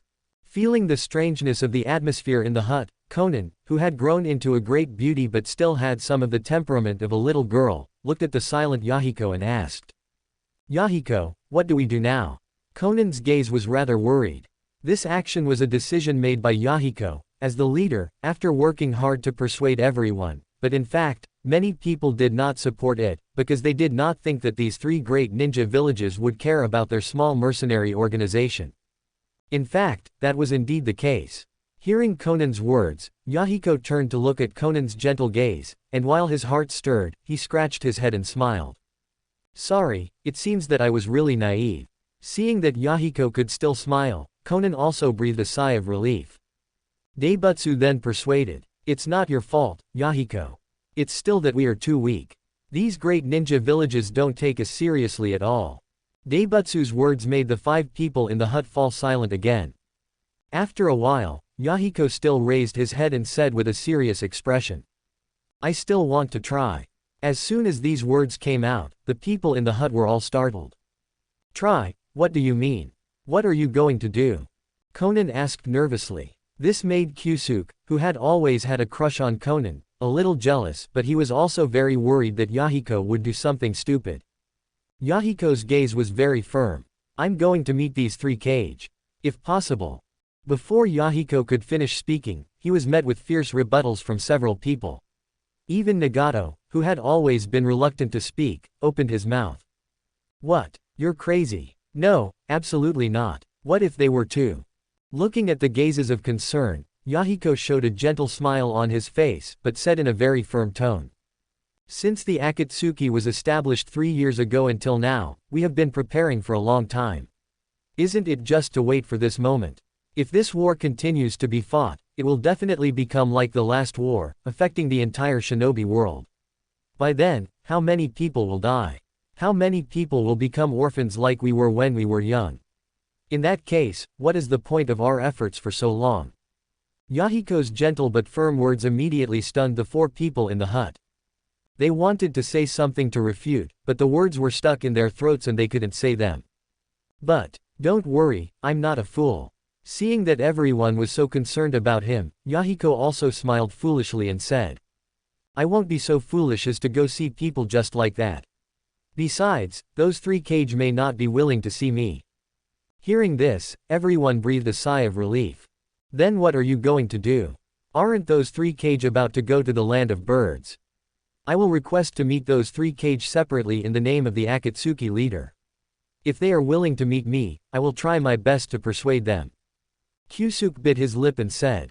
It won't work. I understand, I also know, but we always have to try to know, otherwise, everything we do will be meaningless. The atmosphere in the hut became quiet and depressing again. Only the pattering rain and the rumbling thunder outside could be heard. This is the despair of being born in this shinobi world. But at this moment, Nagato, who had been silent all along, suddenly spoke. Yahiko, I'll go with you. If there were no war, the land of birds would be an extremely beautiful country. Azure skies, lush forests, and clear lakes.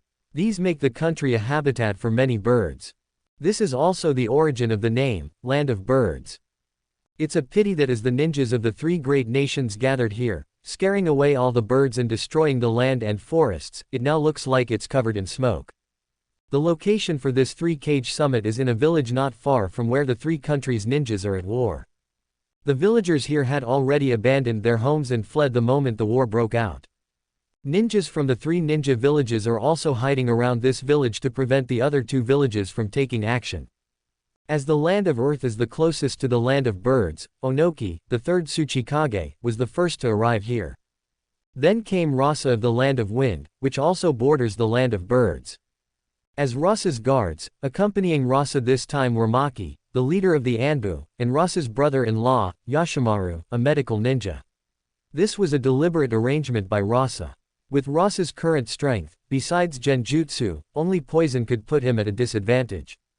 Because the time agreed upon for the 3 Kage summit is tomorrow, after Rasa arrived with the 2, he first met with Yokai and Mikawa. Looks like everyone is in a good mood. In the camp of the Sunagaker, Rasa looked at Yokai and Mikawa, who were in good spirits, and said jokingly. Yokai rolled her eyes at Rasa, but Mikawa explained very seriously.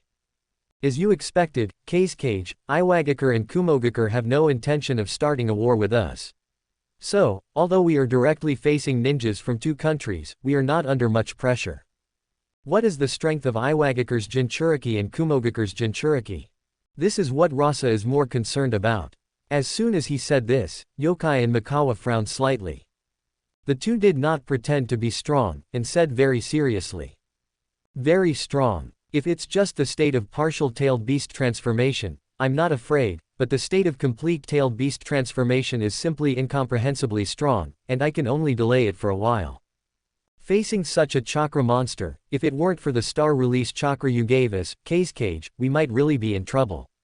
As expected of the ultimate weapon that symbolizes the power of a country, Kazekage, our Sunagakure must also have its own Jinchuriki.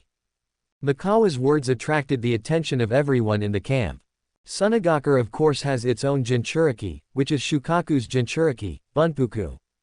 However, he is already too old and no longer suitable to appear on the battlefield.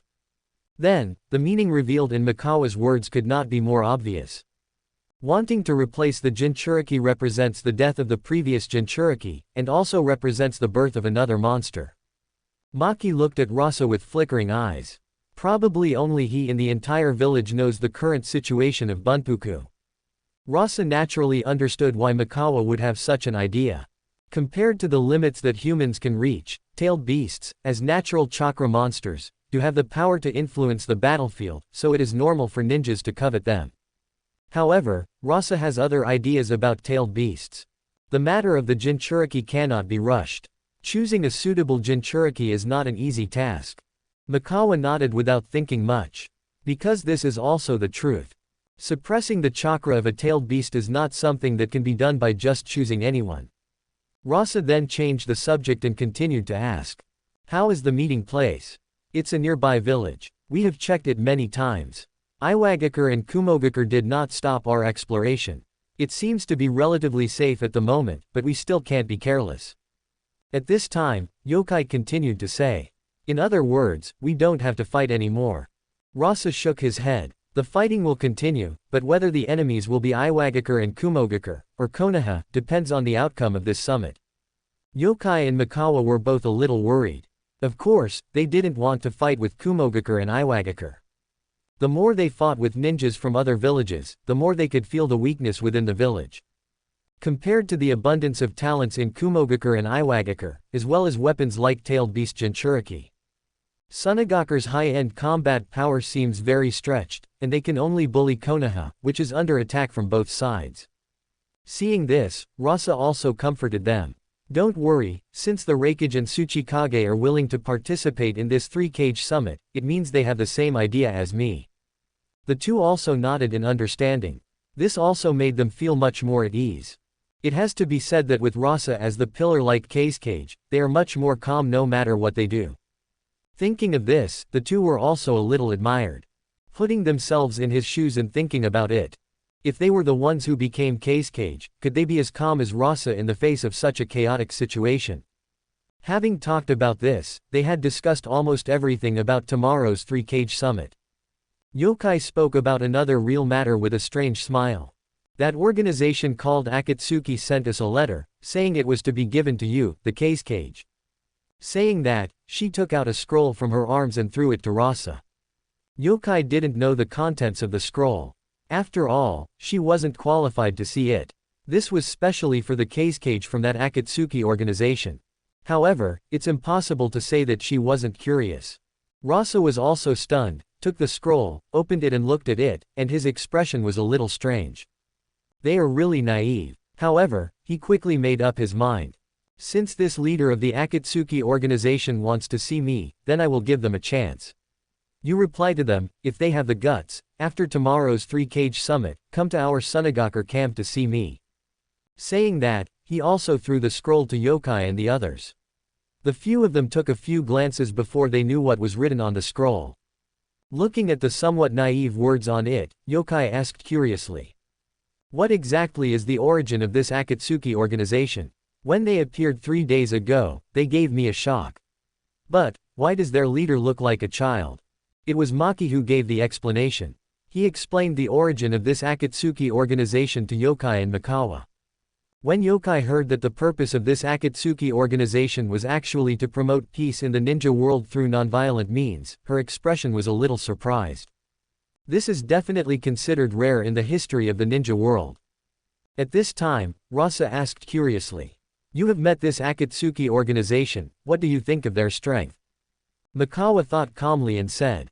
They are all very young, their leader is very strong, but the others are very ordinary, but the number of ninjas is very intimidating. I didn't expect that a Megakure would actually have such a mercenary organization. With Hanzo's personality, how could he tolerate the existence of Akatsuki? I heard that Hanzo hasn't appeared in front of the world for a long time, I wonder if he is. Maki said his speculation, but Rasa shook his head. If Yahiko didn't die, how could Hanzo die? And just at this moment, a ninja ran in. Kazekage-sama, the Reikage of Kumogakure has arrived. The morning dawned, the sky barely light. The entire forest hadn't yet awakened from its slumber. In the dense forest of the bird country, countless ninjas wearing headbands from various nations were already traversing it. Their only goal was the village not far from the forest. Visibly, the not-so-large village was now surrounded by forces from the Sand Village, Cloud Village, and Stone Village, all acting in tacit understanding, forming a mutually supportive formation while remaining vigilant against each other. Just then, from the direction of the Cloud Village, three figures emerged from the shadows of the forest. Leading them was the third Reikage of the Cloud Village, wearing the Reikage cloak and bearing his muscular chest. The aura emanating from his robust frame caused the ninjas from the other two villages to nervously gulp. Am I the first to arrive? That old codger Onoki and the fourth Kazekage are really slow. Beside the third Reikage were Toroi, a Jonin from the Cloud Village serving as the Reikage's guard, and a seemingly inexperienced girl with pigtails, the two-tailed Jinchuriki from the Cloud Village, Yugito ni.